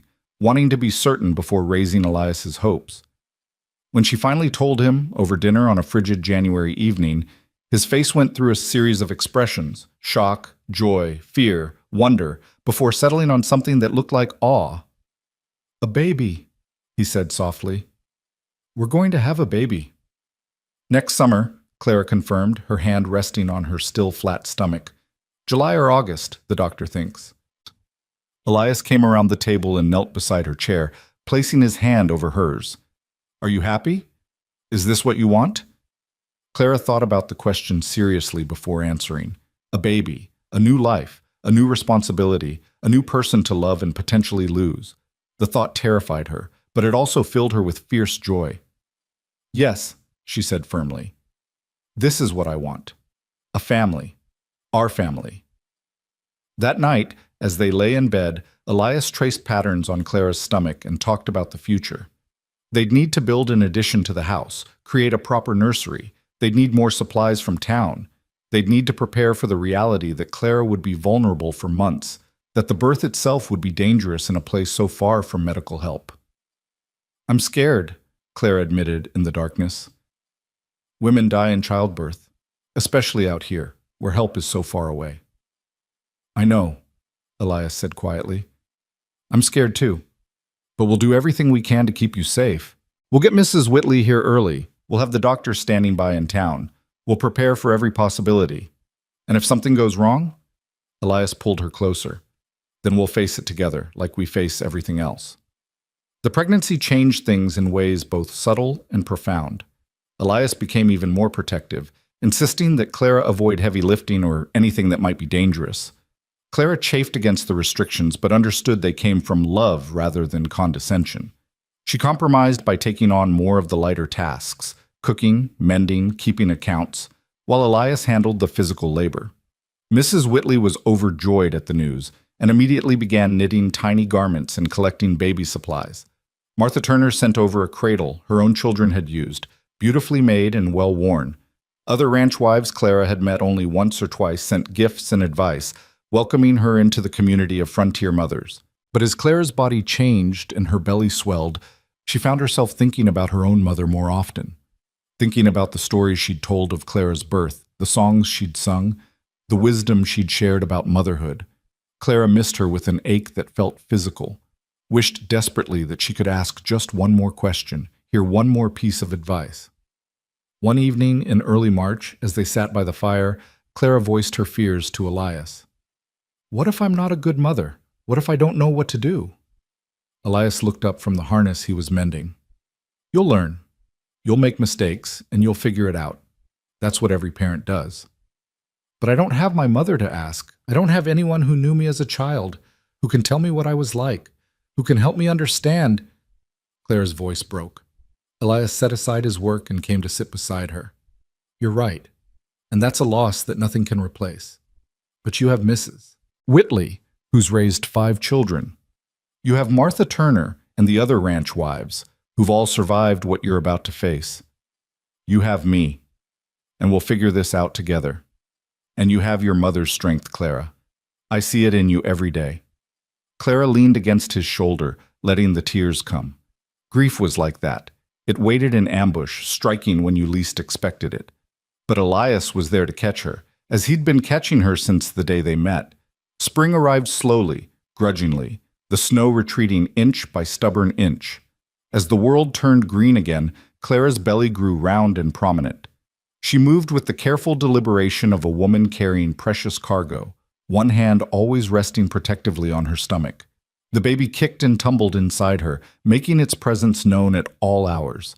Clara would lie awake at night, feeling the movements, marveling at the life she was creating. Elias built the nursery addition with help from Jim Turner and his sons, working long hours to have it finished before the baby arrived. It was a small room off the main bedroom, with a window facing east to catch the morning light. He made the furniture himself: a cradle, a changing table, a rocking chair where Clara could nurse. When it was finished, Clara stood in the doorway and cried at the beauty of it, at the love evident in every carefully sanded edge and precisely fitted joint. "It's perfect," she whispered. "Our baby is so lucky to have you as a father." Elias wrapped his arms around her from behind, his hands resting on her swollen belly. "I'm the lucky one," he said. "Both of you, you're everything I never knew I needed." As Clara's due date approached, Mrs. Whitley moved into the ranch house, taking over the spare bedroom so she'd be on hand when labor started. The doctor in Fort Bridger had agreed to come out when sent for, though they all knew that babies arrived on their own schedule and that help might not arrive in time. The waiting was the hardest part. Clara felt huge and uncomfortable, her back aching constantly, sleep elusive. She was ready to not be pregnant anymore, ready to meet this person who'd been sharing her body for months. But she was also terrified of what came next: the pain of labor, the dangers of childbirth, the responsibility of keeping a tiny human alive. Labor began on a sweltering July afternoon. Clara was in the garden, picking vegetables for dinner, when the first contraction hit, a tightening across her belly that stole her breath. She stood still, waiting for it to pass, then hurried inside to tell Mrs. Whitley. "How far apart are the pains?" Mrs. Whitley asked calmly, immediately shifting into midwife mode. "That was just the first one." "Then we've got time. First babies take a while. Go rest while you can. I'll get everything ready and send Elias to fetch the doctor." But Elias refused to leave. "Jim's oldest boy can ride to town. I'm staying here." The labor progressed slowly through the afternoon and into the evening. Clara paced the house, pausing when contractions gripped her, breathing through the pain as Mrs. Whitley coached. Elias stayed close, offering his hand to squeeze, his presence a steadying force. As night fell and the contractions grew stronger and closer together, Clara began to understand why women screamed during childbirth. The pain was unlike anything she'd experienced, all-consuming, relentless, impossible to escape. "I can't do this," she gasped during a particularly brutal contraction. I can't. "You can," Elias said firmly, wiping her face with a cool cloth. "You're the strongest person I know, Clara. You walked through the wilderness alone. You survived losing everything. You can do this." "You walked through worse," Mrs. Whitley added. "This pain has a purpose. It's bringing your baby into the world. You can do this, child." The doctor arrived near midnight, examining Clara quickly and nodding approval. "You're doing fine, Mrs. Griffin. Not much longer now." But not much longer turned into 3 more hours of agony. Clara lost track of time, lost track of everything except the pain and the desperate need to push, to get this baby out, to end the ordeal. She squeezed Elias's hand so hard she was sure she was breaking bones, but he never flinched, never left her side, his voice a constant stream of encouragement and love. Finally, as dawn light began to creep through the windows, the baby arrived, a red-faced, squalling, perfect little girl. The doctor placed her on Clara's chest, and Clara felt her heart crack open with love so fierce it hurt worse than the labor. "A daughter," Elias breathed, his voice choked with emotion. "We have a daughter." Son. The baby, they named her Sarah, after Elias's mother, was tiny and perfect, with Clara's honey-colored hair and Elias's gray eyes. She nursed with immediate competence, her small hands curling into fists as she fed. Clara couldn't stop looking at her, couldn't stop marveling that this perfect creature had come from her body. "She's going to be strong like her mother," Mrs. Whitley pronounced, cleaning up with efficient movements. "Look at those lungs. That's a baby who knows how to make herself heard." "Just like Clara," Elias said, grinning through his exhaustion, a survivor from the very start. The first weeks with Sarah were simultaneously the most exhausting and most joyful of Clara's life. The baby needed constant care, feeding every 2 hours, changing, soothing, holding. Clara was constantly tired, her body still recovering from the trauma of childbirth while being called upon to produce milk and function on virtually no sleep. But every time she looked at Sarah's face, every time the baby curled her tiny fingers around Clara's thumb, every time Elias sang to his daughter in his deep, gentle voice, Clara felt a happiness so profound it bordered on pain. This was what she'd survived for. This was why she'd kept walking through the wilderness, so she could arrive here, in this moment, with this family she'd built from the ashes of the old one. Mrs. Whitley stayed for 2 weeks, teaching Clara the basics of infant care and giving her precious time to recover. When she finally returned to her own home, Clara felt a moment of panic. Could she really do this alone? But Elias was there, taking his turn walking the floor with Sarah when she cried at night, changing diapers with the same careful competence he brought to everything, falling completely in love with his daughter in a way that made Clara's heart swell. As summer deepened and Sarah grew, Clara found herself settling into the rhythms of motherhood. The constant exhaustion began to feel normal. The anxiety that something terrible would happen to Sarah began to ease slightly, though Clara knew it would never completely disappear. She'd learned too well how quickly everything could be taken away, but she'd also learned that life continued anyway. That joy could be found in the smallest moments. Sarah's first smile, the sound of Elias's laughter when the baby grabbed his beard, the way the three of them fit together like pieces of a puzzle Clara hadn't known was incomplete. One evening in late August, as they sat on the porch watching the sun set, Sarah sleeping peacefully in Clara's arms, Elias spoke quietly. "Do you ever think about what your life would have been like if you'd gone to Boston? If you'd said yes to your aunt's offer?" Clara thought about it seriously before answering. "Sometimes.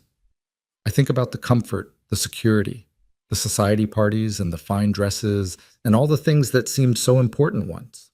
"Do you regret staying?" Clara looked down at Sarah's sleeping face, then over at Elias's weathered hands and worried eyes. "Not for a single moment. That life would have been easy, but it wouldn't have been mine. This life, with you, with her, with this land, this is real. This is where I belong." Elias reached over and took her free hand, threading his fingers through hers. "I love you, Clara Griffin, more than I thought it was possible to love another person." "I love you too," Clara said softly.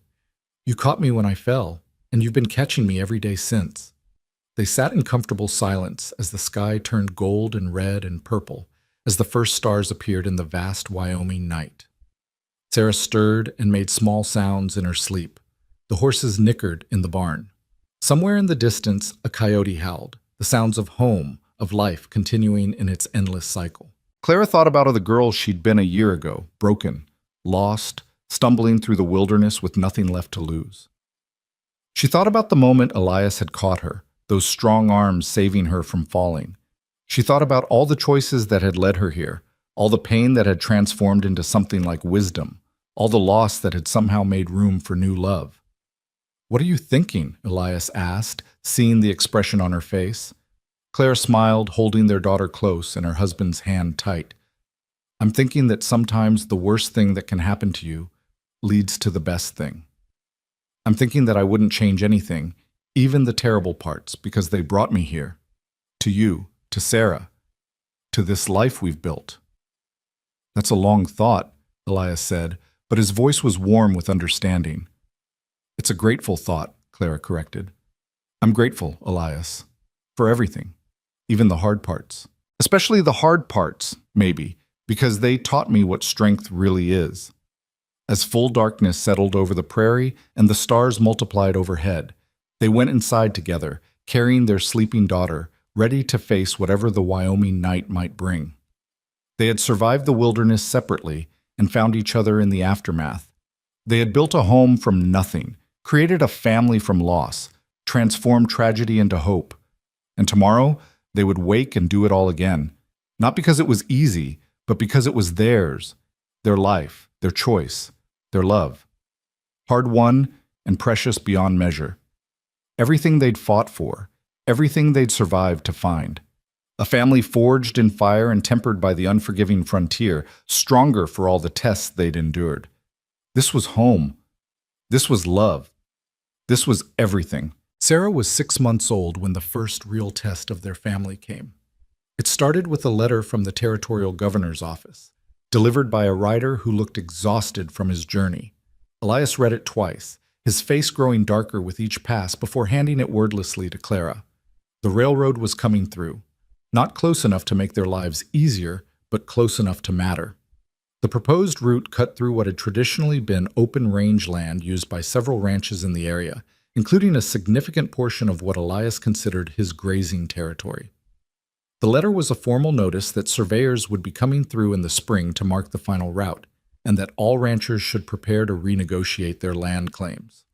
"What does this mean?" Clara asked, though she already knew the answer wouldn't be good. It means everything's about to change, Elias said heavily. He moved to the window, staring out at the land he'd worked so hard to claim and improve. The railroad brings civilization, and civilization brings people. Lots of people. Towns will spring up along the route. More settlers will come. The open range will get carved up and fenced off. The way we've been living, it won't last much longer. Clara shifted Sarah to her other hip. The baby had been fussy all morning, fighting sleep and wanting to be held constantly. Is that necessarily bad? More people means more markets for beef, more customers. Maybe, or maybe it means more competition, more regulations, more interference from people who've never set foot on a ranch telling us how to run our operations. Elias rubbed his face tiredly. I knew this was coming eventually. The territory can't stay wild forever, but I thought we'd have more time. That evening, Jim Turner rode over with the same news. He and Elias sat at the kitchen table, spreading out crude maps and discussing strategies while Clara listened and nursed Sarah. The conversation lasted until well past midnight, growing more heated as the whiskey bottle emptied. We need to organize, Jim insisted. All the ranchers in the area, present a united front to the railroad and the territorial government. Make sure they understand that we were here first, that we have rights. Rights mean nothing if you can't enforce them, Elias countered. The railroad has money and political influence. What do we have? Cattle and stubbornness. Then we get our own influence. We form a cattlemen's association, pool our resources, hire a lawyer who understands territorial law. Jim leaned forward intently. Elias, if we don't fight for this, we'll lose everything. The railroad will take what it wants and leave us with scraps. Clara spoke up from her chair by the fire. What about compromise? What if we work with the railroad instead of fighting them? Find a route that works for everyone? Both men turned to look at her. Jim's expression was skeptical, but Elias looked thoughtful. Explain, he said. Clara adjusted Sarah, who had fallen asleep at her breast. The railroad wants the most direct route to minimize construction costs. But there might be alternatives that are only slightly longer but avoid cutting through the best grazing land. If we survey the territory ourselves and present them with options, show them we're willing to work with them, rather than just oppose them, we might have more influence over the final decision. Jim snorted. You really think railroad men will listen to ranchers? No, Clara said calmly, but they might listen to money. If we can show them that a slightly different route means keeping the ranchers in the area prosperous enough to ship cattle on their railroad, to buy supplies from their company stores, to be customers rather than enemies, that might matter to them. The two men exchanged glances. Then Jim slowly nodded. That's not a bad idea, actually. Smart thinking, Clara. My wife's full of smart thinking, Elias said, pride evident in his voice. It's why I married her. Over the next weeks, Elias threw himself into organizing the ranchers. Meetings were held at various properties, drawing men from ranches scattered across hundreds of square miles. Clara attended many of these gatherings, Sarah strapped to her back in a carrier Elias had fashioned from leather and canvas. She listened more than she spoke, learning the complex web of alliances and rivalries that defined the ranching community. Some of the men resented her presence, believing that ranch business was men's business. But others, especially those whose wives Clara had befriended, appreciated her practical insights and her ability to see angles the men missed. Slowly, grudgingly, she earned a place at the table. The Wyoming Cattlemen's Association was formally established in October, with Elias voted in as secretary and Jim Turner as president. They pooled funds to hire a lawyer from Cheyenne, a sharp-eyed man named Blackwood who understood both territorial law and railroad politics. By December, they'd completed their own survey of the territory and had drawn up 3 alternative routes for the railroad, each one carefully calculated to minimize disruption to existing ranching operations. But winter arrived before they could present their proposal, and travel became impossible. They were forced to wait, anxiety building with each snowfall, wondering what decisions were being made in distant offices while they sat isolated on their ranches. That winter was harder than the previous one. Sarah was teething, which meant long nights of crying and short tempers all around. The cattle suffered losses from the brutal cold despite Elias's best efforts. and the uncertainty about the railroad hung over everything like a dark cloud, turning every conversation eventually toward the same anxious questions. Clara found herself stretched thin between caring for Sarah, managing the household, and supporting Elias through his worry. Some days she felt like she was barely holding everything together, moving from crisis to crisis without ever getting ahead. The romance and adventure of frontier life had worn down to the hard reality of endless work and constant stress. One particularly difficult night in February, when Sarah had been crying for hours and wouldn't be comforted, Clara finally broke down. She handed the screaming baby to Elias and walked outside into the freezing night, standing on the porch in just her nightgown, letting the cold shock her system. Elias found her there 5 minutes later, having somehow gotten Sarah to sleep. He wrapped a blanket around Clara's shoulders and held her while she cried.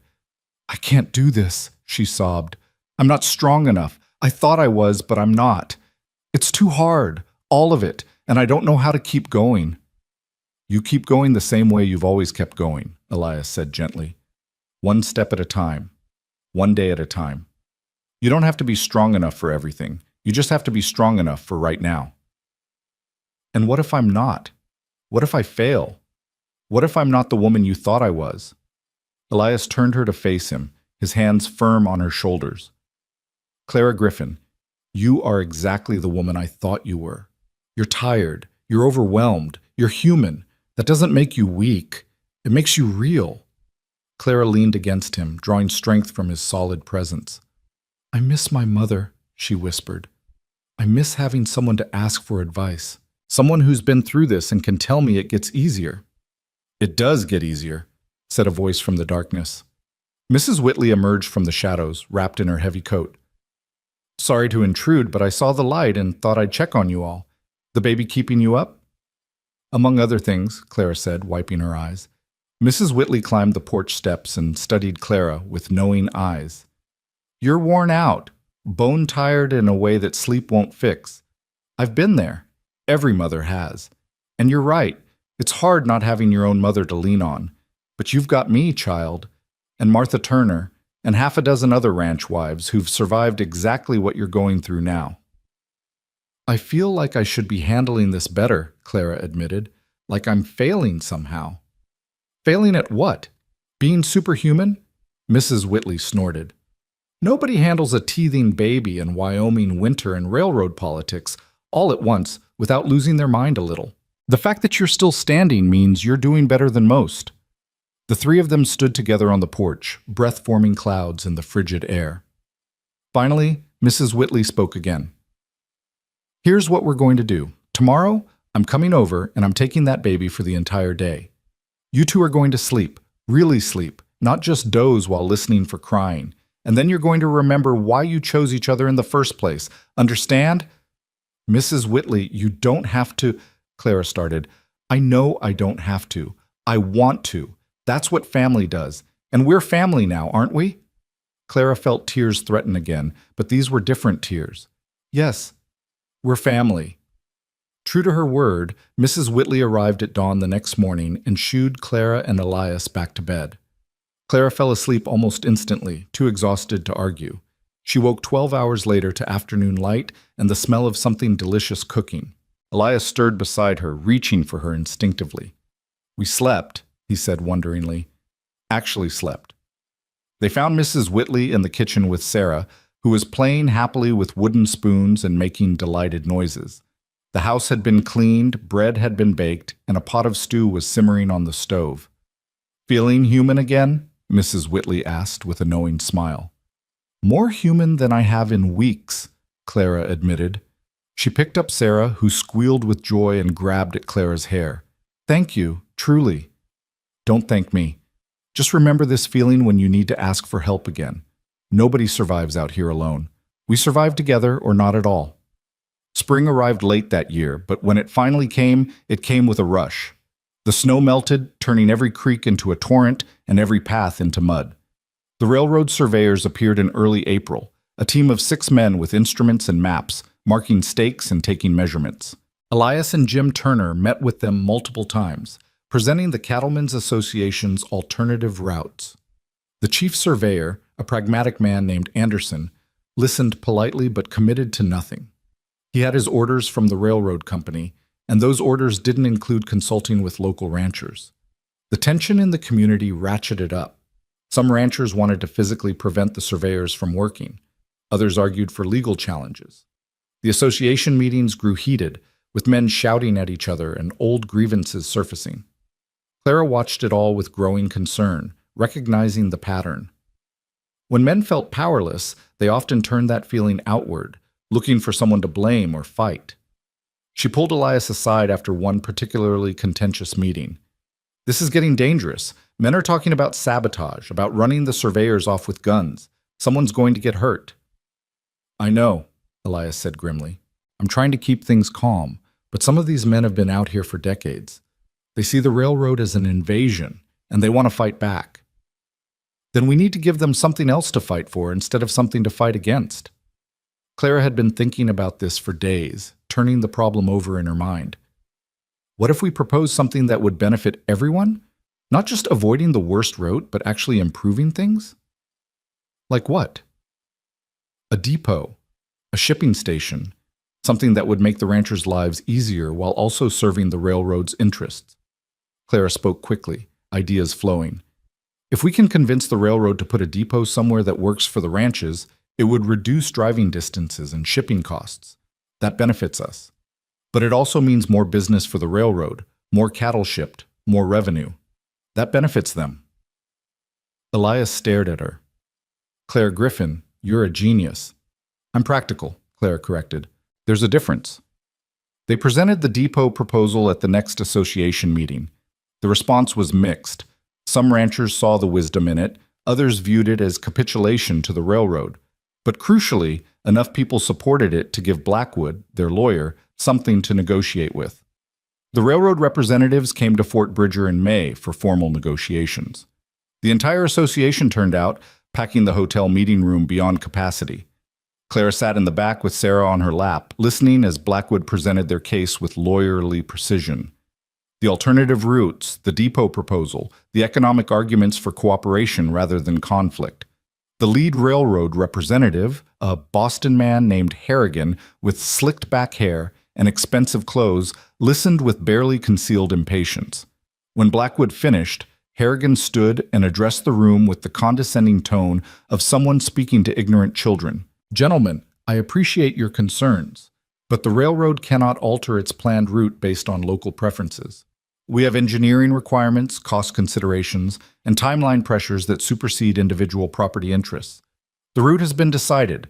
Construction will begin this summer. I suggest you all adjust your operations accordingly." The room erupted. Men shouted, some surging toward the front. Jim Turner had to physically restrain one rancher who looked ready to punch Harrigan. Clara sat very still, watching the railroad man's face, reading his body language. He was scared beneath the arrogance. Scared of this room full of rough frontiersmen, scared that his carefully planned presentation had fallen apart. She stood, handling Sarah to Mrs. Whitley, and made her way to the front of the room. The men were too busy shouting to notice her at first. Then Elias saw her and called for quiet.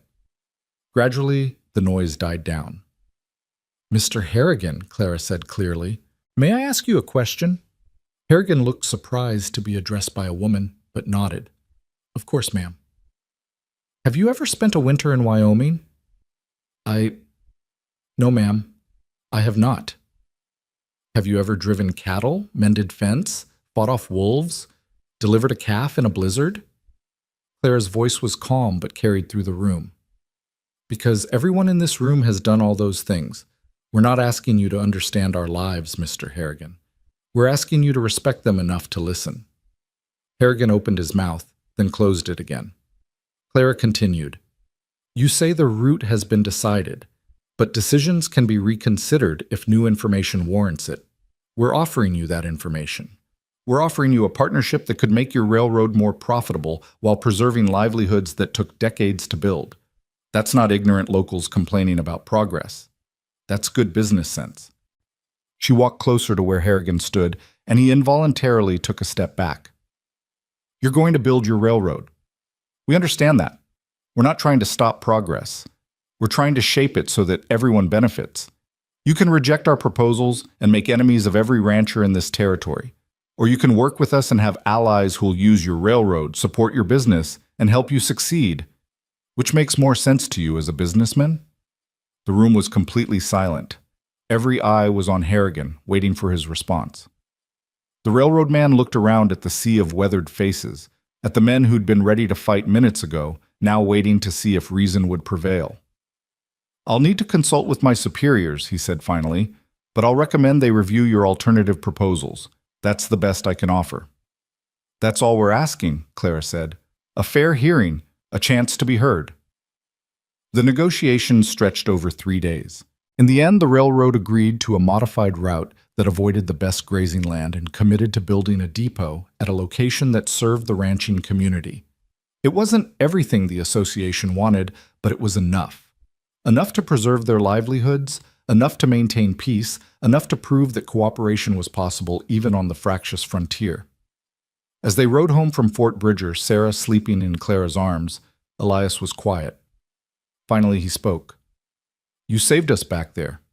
If you hadn't stepped in, those men would have started a war they couldn't win." "I just said what needed saying." "No," Elias said firmly. "You did more than that. You reminded everyone that there's strength in reason, not just in anger, that we could be smart about this instead of just stubborn." Clara looked out at the prairie rolling by, at the familiar landmarks that meant home was near. "I learned something when I lost my family. Being right doesn't matter if you end up dead. Sometimes you have to bend instead of break. Sometimes the strongest thing you can do is compromise." "Is that what we've been doing?" Elias asked. "Compromising?"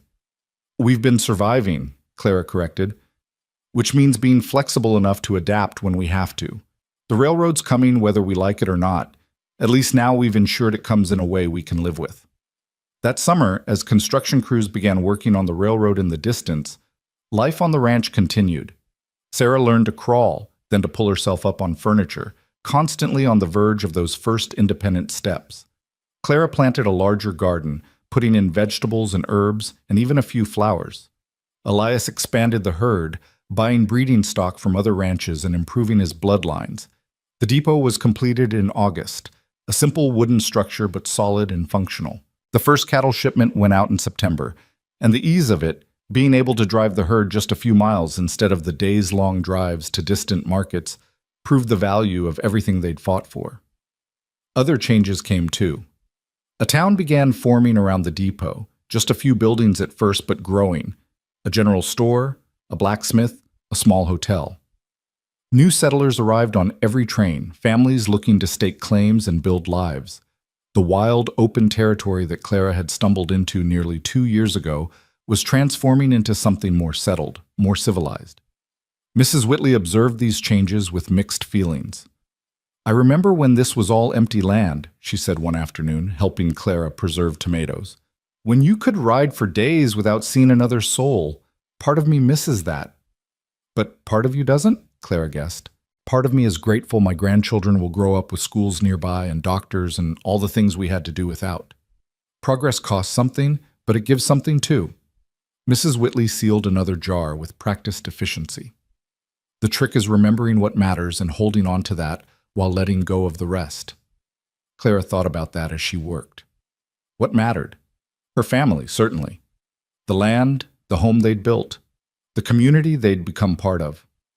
Those things were worth fighting for, worth adapting for, worth whatever compromises were necessary to preserve them.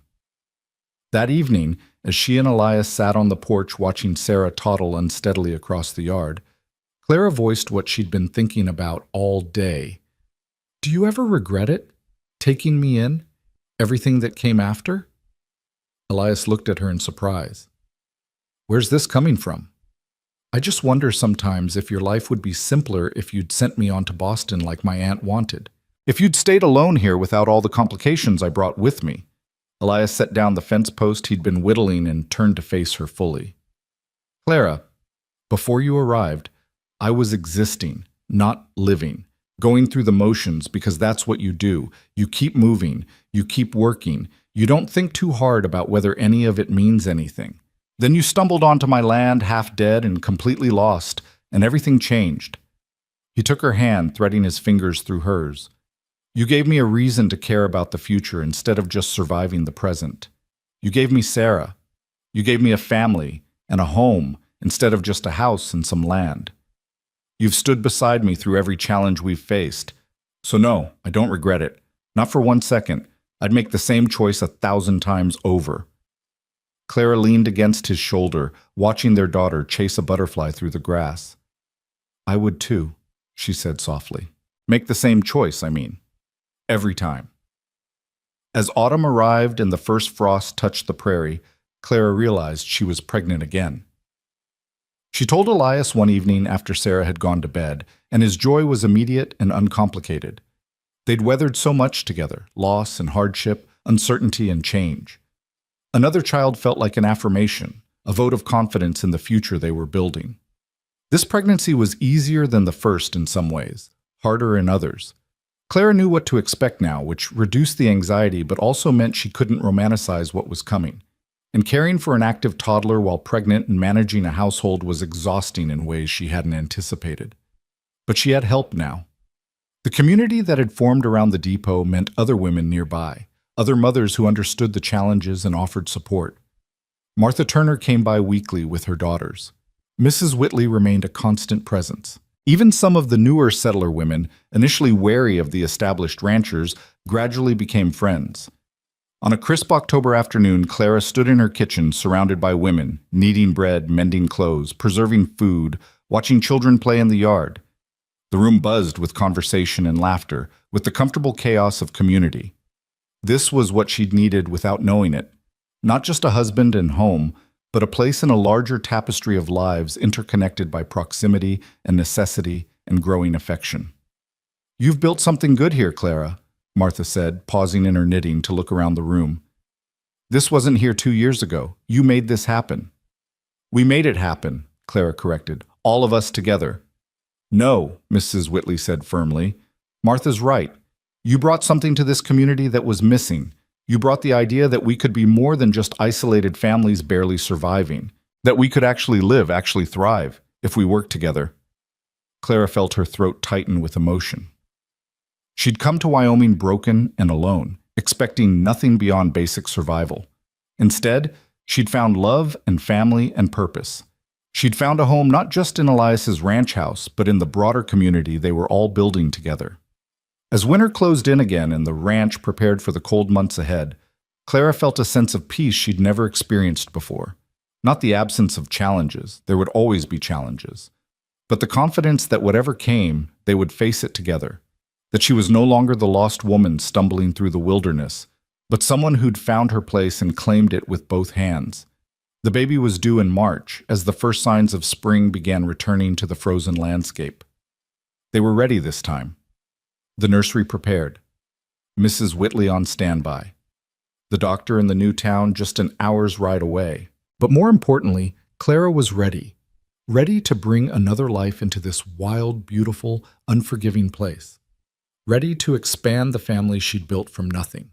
Ready for whatever came next, knowing that she had the strength to face it and people who would stand beside her. On Christmas Eve, as snow fell gently outside and Sarah slept peacefully in her cradle, Clara and Elias sat by the fire reflecting on the year that had passed. So much had changed, so much had been hard, but they were still here, still standing, still choosing each other and this life every single day. Thank you, Clara said softly, for catching me when I fell, for everything that came after. Elias pulled her close, his hand resting on her swollen belly where their second child grew.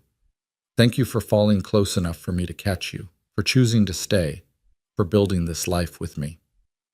Outside, the Wyoming wind sang its winter song, and inside, a family held each other close against the dark. They had survived the wilderness, survived loss and hardship and change, and they would continue surviving, continue building, continue choosing love and hope and community even when, especially when, it would be easier to give up.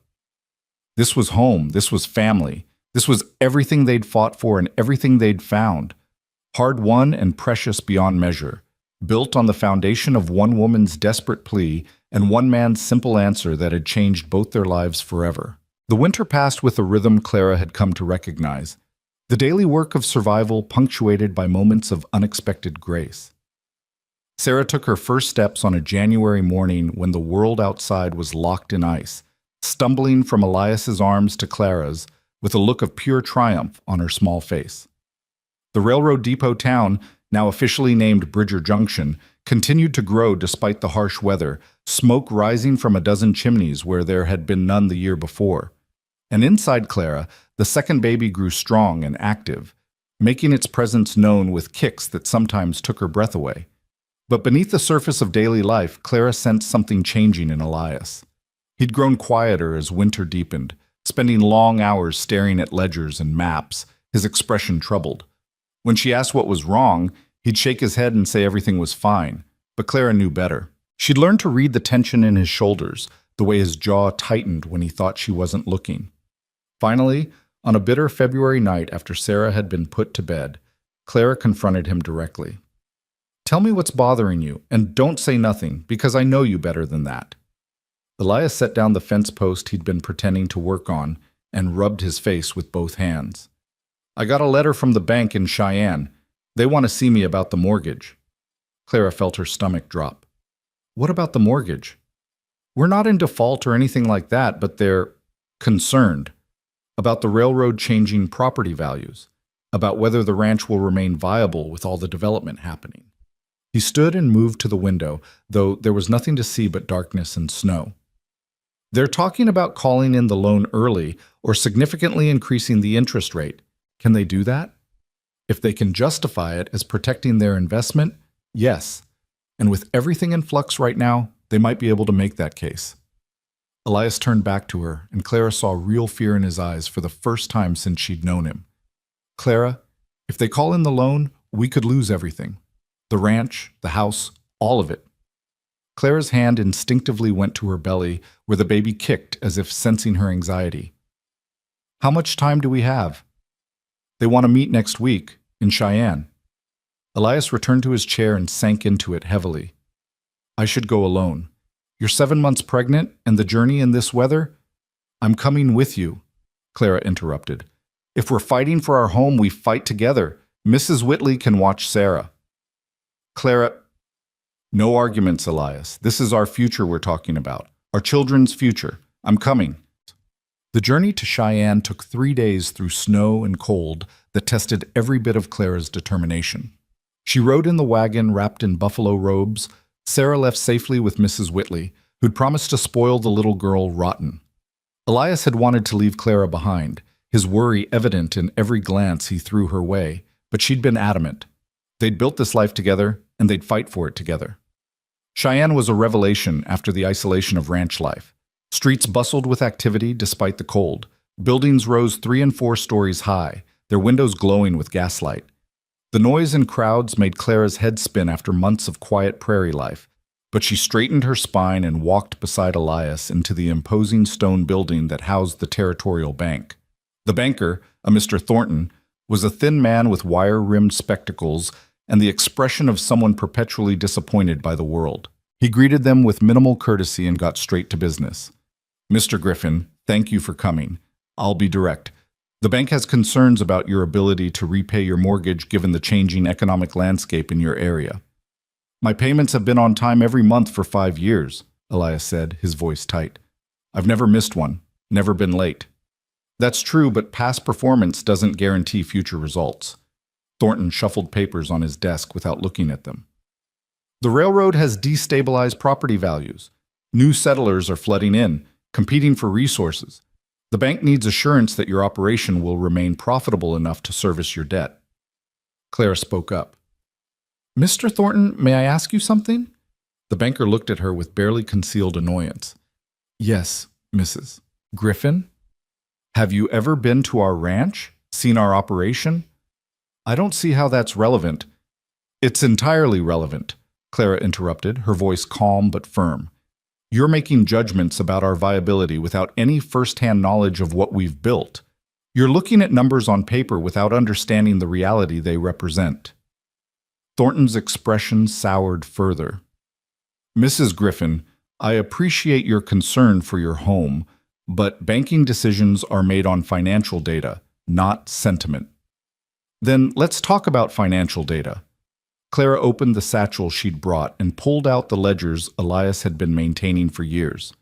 Our cattle numbers have increased by 40% over the past 2 years. Our breeding program has improved the quality of our stock, which commands premium prices. The railroad depot has reduced our shipping costs by 60% while opening new markets. We're not struggling, Mr. Thornton. We're thriving. She spread the ledgers on his desk, pointing to specific entries. Here's our income from last year's cattle sales. Here's our expenses, which include regular mortgage payments made without fail. Here's our projected income for this year based on current herd size and market prices. The railroad hasn't destabilized us. It's made us stronger. Thornton examined the ledgers, his expression shifting from dismissive to grudgingly interested. These numbers are better than I expected, but they're also past performance. What about future risks? Every business has risks, Elias said, finding his voice again. But we've proven we can adapt. When the railroad threatened our grazing land, we negotiated. When new settlers arrived, we found ways to coexist. We don't just survive changes, Mr. Thornton. We use them to get stronger. And you have something most operations don't, Clara added, a diversified approach. We're not just raising cattle. We've started breeding horses for the Army outpost at Fort Bridger. We're selling milk and butter to the families at Bridger Junction. We've planted crops that we're selling at the new general store. We've built relationships with every business in the area, which means we have multiple revenue streams instead of depending on just one. Thornton sat back in his chair, studying them both. You've clearly put thought into this. We've put our lives into this, Clara said quietly. That ranch isn't just a business to us. It's our home. It's where we're raising our daughter and where we'll raise this child. She gestured to her swollen belly. It's where we've built a community and a future. So yes, we've put thought into it. We've put everything into it. The banker was silent for a long moment, his fingers steepled beneath his chin. Finally, he spoke. I'll need to present this to the board, but based on what you've shown me, I'm prepared to recommend that we continue your current mortgage terms without modification. Your operation appears sound, and your planning is more sophisticated than most ranchers I've dealt with. Clara felt relief so intense it made her dizzy. Elias reached over and squeezed her hand, his grip almost painful. However, Thornton continued, I want quarterly reports going forward, detailed accounting of income, expenses, and herd numbers. If your situation changes, I need to know immediately. Can you commit to that? Absolutely, Elias said. Whatever you need. Good. Thornton gathered up the ledgers and handed them back to Clara. Mrs. Griffin, I underestimated you. That was a mistake I won't make again. Your financial acumen is impressive. I learned from necessity, Clara said. The frontier teaches you quickly or buries you. As they left the bank and walked back to their hotel through the snowy streets, Elias pulled Clara close. You saved us again. If I'd come alone, I would have accepted whatever terms Thornton offered, just grateful they weren't calling in the loan entirely. But you fought for us. I fought for our family, Clara corrected, for the life we've built and the future we're creating. I won't let anyone take that away from us without a fight. That night in their hotel room, as they lay together listening to the unfamiliar sounds of city life beyond the window, Elias wrapped his arms around Clara from behind, his hand resting on her belly. I love you, he said simply. I don't say it enough, but I need you to know. You're the strongest person I've ever met, Clara Griffin, the bravest, the smartest.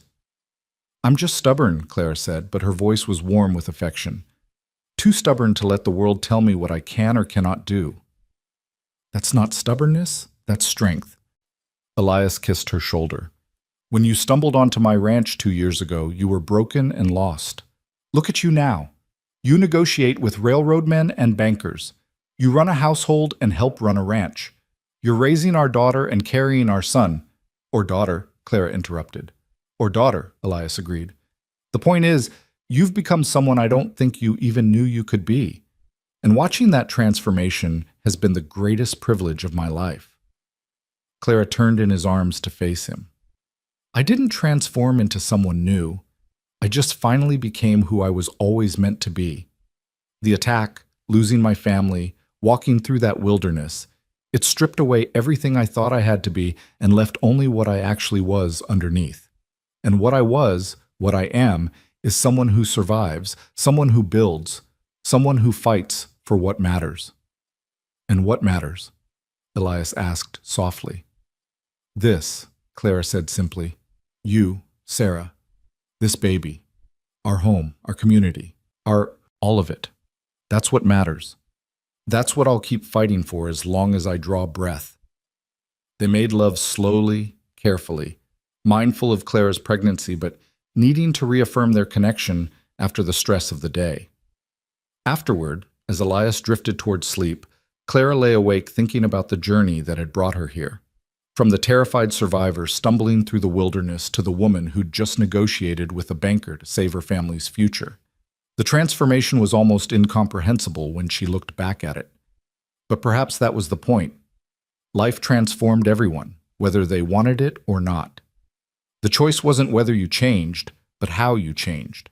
Whether you let tragedy break you or forge you into something stronger. Clara had been broken once, shattered into pieces by loss and trauma. But she'd been put back together, not into her original form, but into something new, something harder and more resilient, tempered by fire into steel. The journey back to the ranch took 4 days because Clara went into early labor on the second night. They were staying at a way station, a small building that offered shelter to travelers, when the contractions started. They were mild at first, easy to dismiss as false labor, but by midnight, Clara knew this was real. "We need to get you to a doctor," Elias said, panic evident in his voice. "There's no time," Clara gasped between contractions. "This baby's coming now."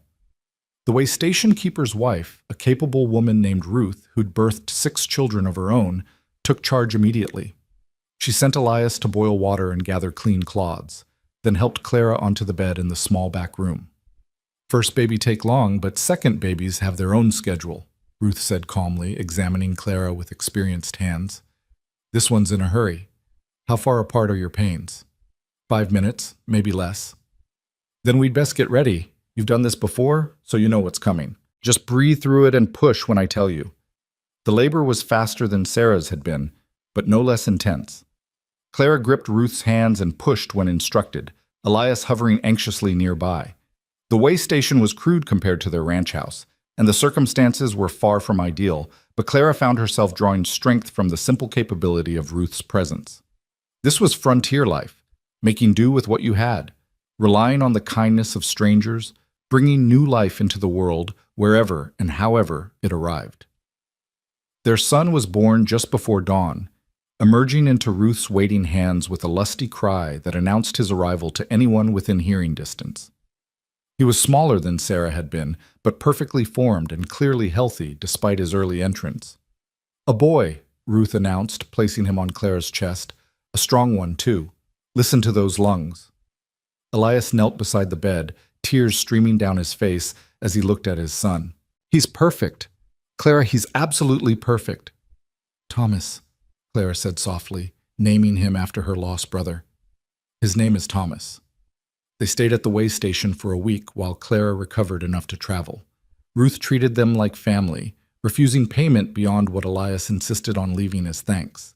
Other travelers came and went, offering congratulations and sharing their own stories of frontier childbirth. Clara listened to these tales of babies born in wagons and tents, in barns and open prairie, and felt part of something larger than herself. This was the reality of building a new world, messy, unplanned, full of hardship, but also full of stubborn, relentless life. When they finally made it home, Mrs. Whitley had the house prepared and Sarah waiting impatiently to meet her baby brother.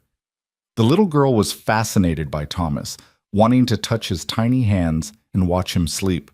Clara watched her daughter's wonder and felt her heart expand to accommodate this new love without diminishing what she felt for Sarah or Elias. Love wasn't a finite resource that had to be divided, she realized. It multiplied, grew, expanded to fill whatever space you gave it. Spring arrived properly in April, transforming the brown prairie into an ocean of green dotted with wildflowers. Clara emerged from the exhausting early weeks of caring for a newborn to find the world renewed. The ranch work demanded attention, calving season, branding, preparing for summer grazing. But there was also time for gentler pursuits.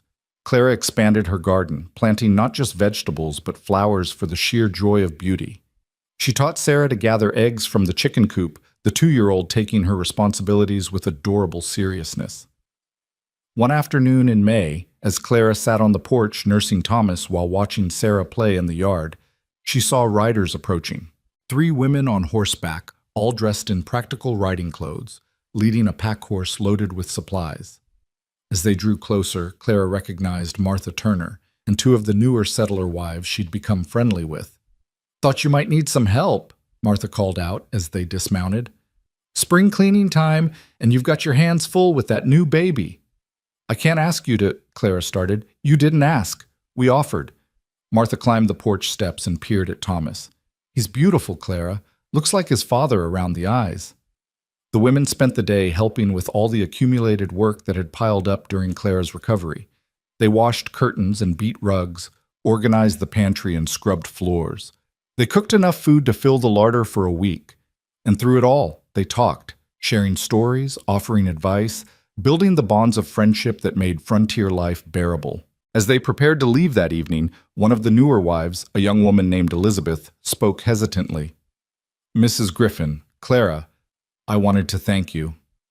"For what?" Clara asked, surprised. "For showing me that it's possible to make a real life here. When we first arrived, I was terrified. Everything seemed so hard, so impossible. But watching you, seeing how you've built this home, raised your children, contributed to the community, it gave me hope that maybe I could do it too."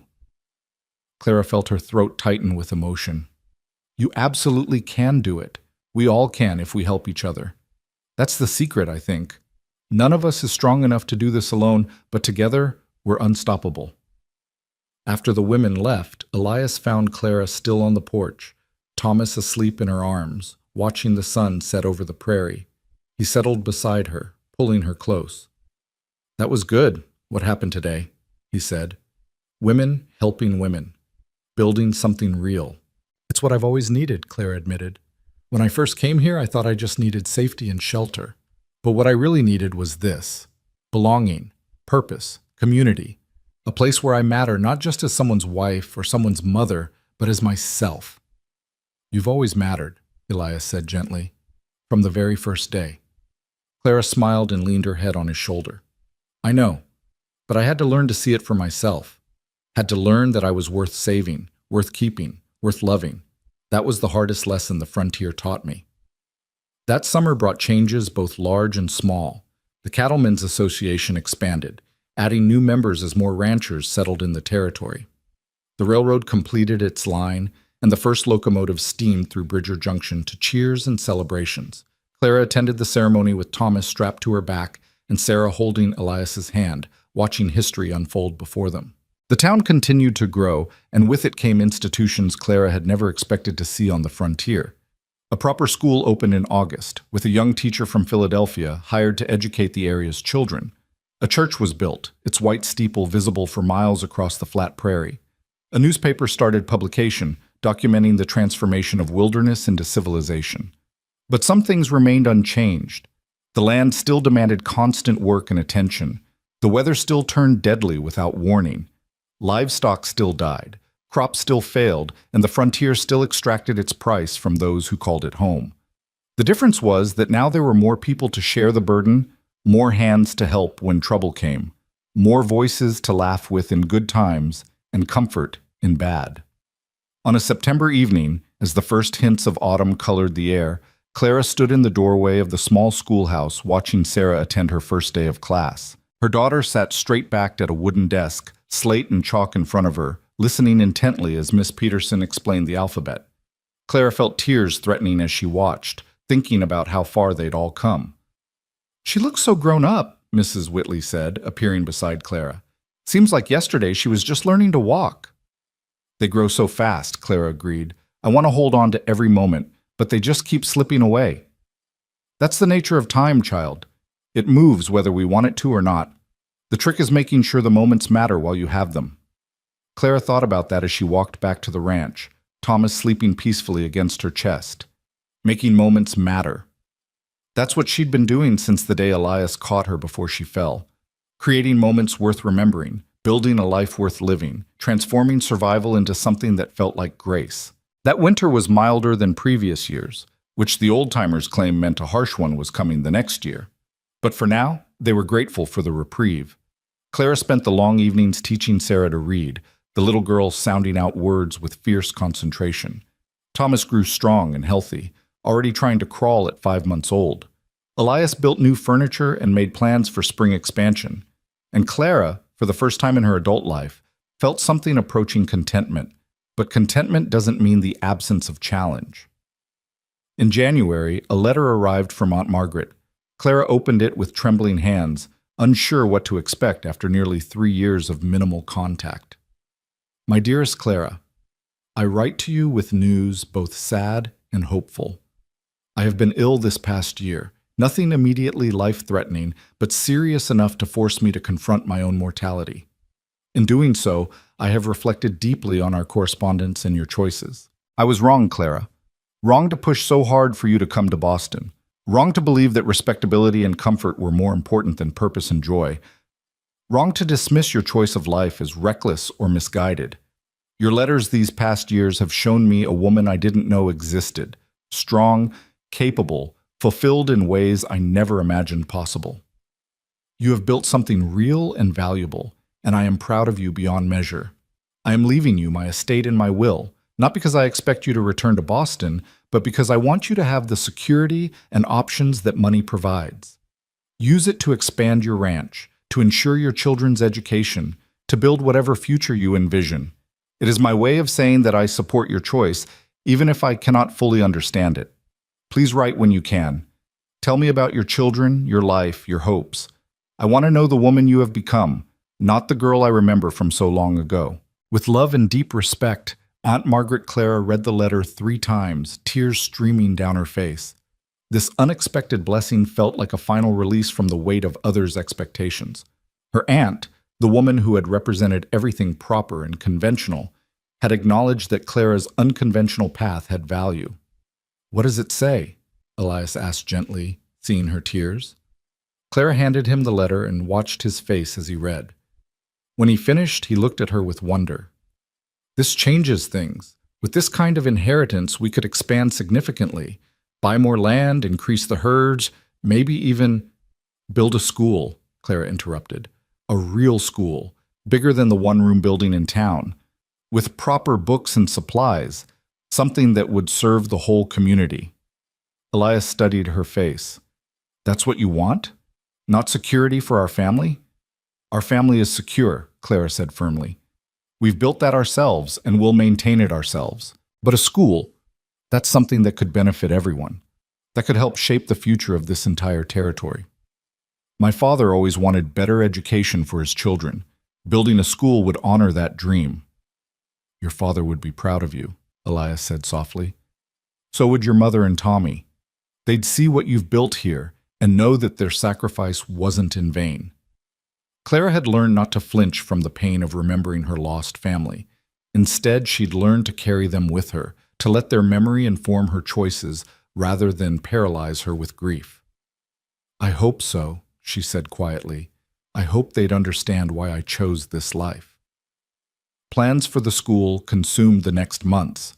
Clara worked with the Cattlemen's Association and the growing town council to identify a location and draw up specifications. She corresponded with educational suppliers in the East, ordering books and materials. She interviewed teacher candidates, looking for someone who understood that frontier children needed practical skills as well as book learning. The school was finished in September, just in time for the new academic year. It was a beautiful building, constructed from local timber and stone, with large windows to let in light and a wood stove that would keep students warm through the winter. The dedication ceremony drew people from ranches and homesteads across hundreds of square miles, all gathering to celebrate this milestone in their community's development. Clara stood beside Elias and their children, watching as the mayor of Bridger Junction cut the ribbon. Sarah, now 4 years old, was bouncing with excitement about attending the new school. Thomas, toddling on unsteady legs, was more interested in the horses tied up nearby. Clara held both of them close and thought about the journey that had brought her here. "What are you thinking?" Elias asked, reading her expression. I'm thinking about how strange life is, how the worst day of my life led to the best days of my life, how I had to lose everything before I could find what really mattered. Do you ever wish you could go back, change what happened? Clara considered the question seriously. If I could save my family, of course I would. But I can't. What I can do is honor their memory by living fully, by building something meaningful, by choosing hope over grief. She looked up at him. You taught me that. You showed me that survival isn't enough. We have to create meaning from the pain. The dedication ceremony concluded with a meal shared community style, everyone contributing what they could. Clara moved through the crowd, greeting friends and neighbors, watching her children play with other ranch kids. This was her tribe now, her people, not connected by blood but by shared experience, mutual support, and the bonds forged in the crucible of frontier life. As autumn deepened into winter and the third anniversary of Clara's arrival at the ranch approached, she found herself reflecting on all that had changed. The terrified, broken woman who'd collapsed into Elias's arms seemed like someone from another lifetime. In her place was a woman who negotiated with railroad executives and bankers, who helped run a successful ranch, who'd become a pillar of her community. A mother, a wife, a leader. Someone who mattered. On the exact anniversary of the day they'd met, Elias surprised Clara with a gift. He led her outside after dinner, Sarah and Thomas already asleep, and gestured toward the barn. There, he'd hung a hand-carved sign that read, Griffin Ranch, SM 1868, home of the Griffin family. I wanted something permanent, Elias explained, something that would last beyond us, that would tell people who come after us that we were here, that we built this, that we mattered. Clara traced the carved letters with her fingers, emotion thick in her throat. We did matter. We do matter. Not because of what we built or what we accomplished, but because we chose each other, because we chose to keep living when it would have been easier to give up.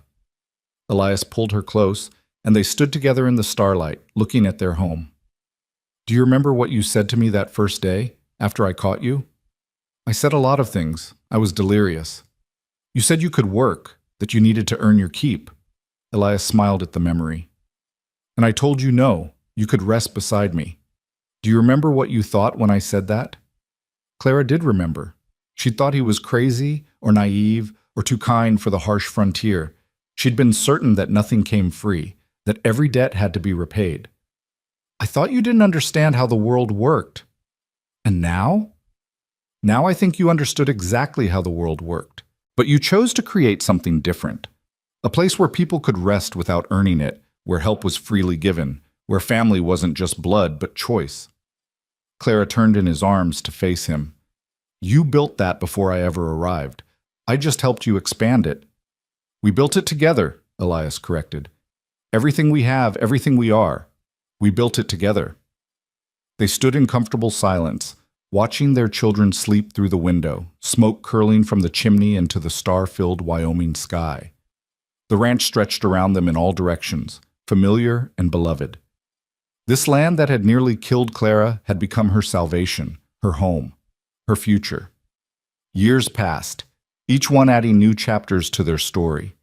Sarah grew tall and smart, graduating at the top of her class from the school Clara had built. Thomas became his father's shadow, learning ranching from the moment he could sit a horse. 2 more children joined the family, another daughter named Grace, and finally a son they called William, after Elias's father. The ranch prospered beyond their early dreams. The cattle operation expanded, the horse breeding program gained regional recognition, and the Griffin name became synonymous with quality and reliability. But more importantly, the community Clara had helped build flourished. The school educated hundreds of children. The Cattlemen's Association successfully advocated for ranchers' interests in territorial politics. Bridger Junction grew from a cluster of buildings around a depot into a proper town with churches and businesses and civic institutions. Clara watched it all with satisfaction and some amazement. She'd arrived in Wyoming with nothing, no family, no possessions, no future. She'd built a life beyond anything she'd imagined possible, not alone, never alone, but alongside people who'd chosen to stand with her, to build with her, to create something larger than any individual could accomplish. Mrs. Whitley, now in her 70s, still came by weekly, though she moved slower and complained more about her joints. Martha Turner's hair had gone completely gray, but her spirit remained undimmed. Some of the original ranchers had moved on or passed away, but new families had arrived to take their places, continuing the endless cycle of frontier life. On a summer evening, 15 years after Clara had stumbled onto the Griffin Ranch, the family gathered on the porch for supper. Sarah, now 19 and teaching at the school her mother had founded, was home visiting. Thomas, at 13, was already nearly as tall as his father. Grace and William chased fireflies in the yard, their laughter carrying across the prairie. Elias and Clara sat together in the rocking chairs he'd built years ago, watching their children and grandchildren. Sarah had married young, and feeling the weight of accumulated years and accumulated blessings. "Do you ever think about that first day?" Clara asked, breaking the comfortable silence. "When I showed up more dead than alive?" "I think about it all the time," Elias admitted. "I think about how close I came to not being there that day. I'd considered riding to town for supplies. If I had, you would have collapsed with no one to catch you. Someone else would have found me eventually. Maybe, or maybe not. The frontier's full of graves of people who fell in the wrong place at the wrong time." Elias reached for her hand. "I was in the right place at the right time, for both of us." Clara squeezed his hand, feeling the calluses earned through decades of hard work, the strength that had never faltered. "You know what the most remarkable thing is? Not that you caught me that day, but that you've been catching me every day since. Every time I doubted myself, every time I was afraid, every time life felt too hard. You were there." "That's what we do," Elias said simply. "We catch each other. Always have. Always will." As the sun set over the Wyoming prairie, painting the sky in shades of gold and crimson, Clara felt a profound sense of peace. She'd survived when survival seemed impossible. She'd built a life when she'd had nothing to build with. She'd found love in the midst of loss, hope in the aftermath of tragedy, home in the wilderness that had tried to kill her. The girl who'd begged to work, desperate to prove her worth, was gone. In her place was a woman who knew her value, who'd claimed her place in the world through determination and grace and stubborn refusal to be defeated. A woman who'd learned that the strongest thing you could do wasn't surviving alone. It was choosing to build a life with others, to create community from isolation, to transform tragedy into something that looked remarkably like triumph. "I love you," Clara said softly, the words carrying the weight of 15 years of marriage, 4 children, countless challenges overcome, and a lifetime of moments that mattered. "I love you too," Elias replied, pulling her close. "Thank you for falling onto my land. Thank you for staying. Thank you for building this life with me." Their children's laughter echoed across the prairie as darkness fell and stars emerged overhead. The ranch house glowed with lamplight, a beacon of warmth and safety in the vast Wyoming night. Inside those walls were memories and dreams, love and labor, everything that made a house into a home and a collection of individuals into a family. Clara closed her eyes and listened to the sounds of her life. Elias's steady breathing, children's voices, wind through grass, the distant call of a coyote. These were the sounds of home, of survival, of purpose fulfilled. She'd walked through fire to get here, had lost everything and found something better. She'd been caught when she fell and had spent every day since grateful for those strong arms and that steady voice saying, "I've got you." And he had. Through everything, he had. Just as she'd had him, catching him in return, building their life together one choice at a time, one day at a time, one moment at a time. This was their story, a tale of loss and love, of wilderness and home, of 2 people who'd found each other against impossible odds and built something that would last long after they were gone. The Griffin Ranch would stand for generations, a testament to what could be created when people chose hope over despair, community over isolation, love over fear. As Clara drifted towards sleep that night, Elias's arms around her and the sound of their home settling into darkness, her last conscious thought was simple and profound. "I survived. I lived. I loved. And that was enough. That was everything." The Wyoming stars wheeled overhead, indifferent and eternal, shining down on a ranch house where a family slept secure in the knowledge that they'd built something worth keeping, something worth fighting for, something that would endure long after their individual stories had ended. And in the morning, they would wake and do it all again. Not because it was easy, but because it was theirs. Their life, their choice, their love. Hard-won and precious beyond measure, forged in the crucible of the frontier and tempered by years of challenges overcome together. This was home, this was family, this was everything they'd survived to find, and it was worth every hard step of the journey that had brought them here.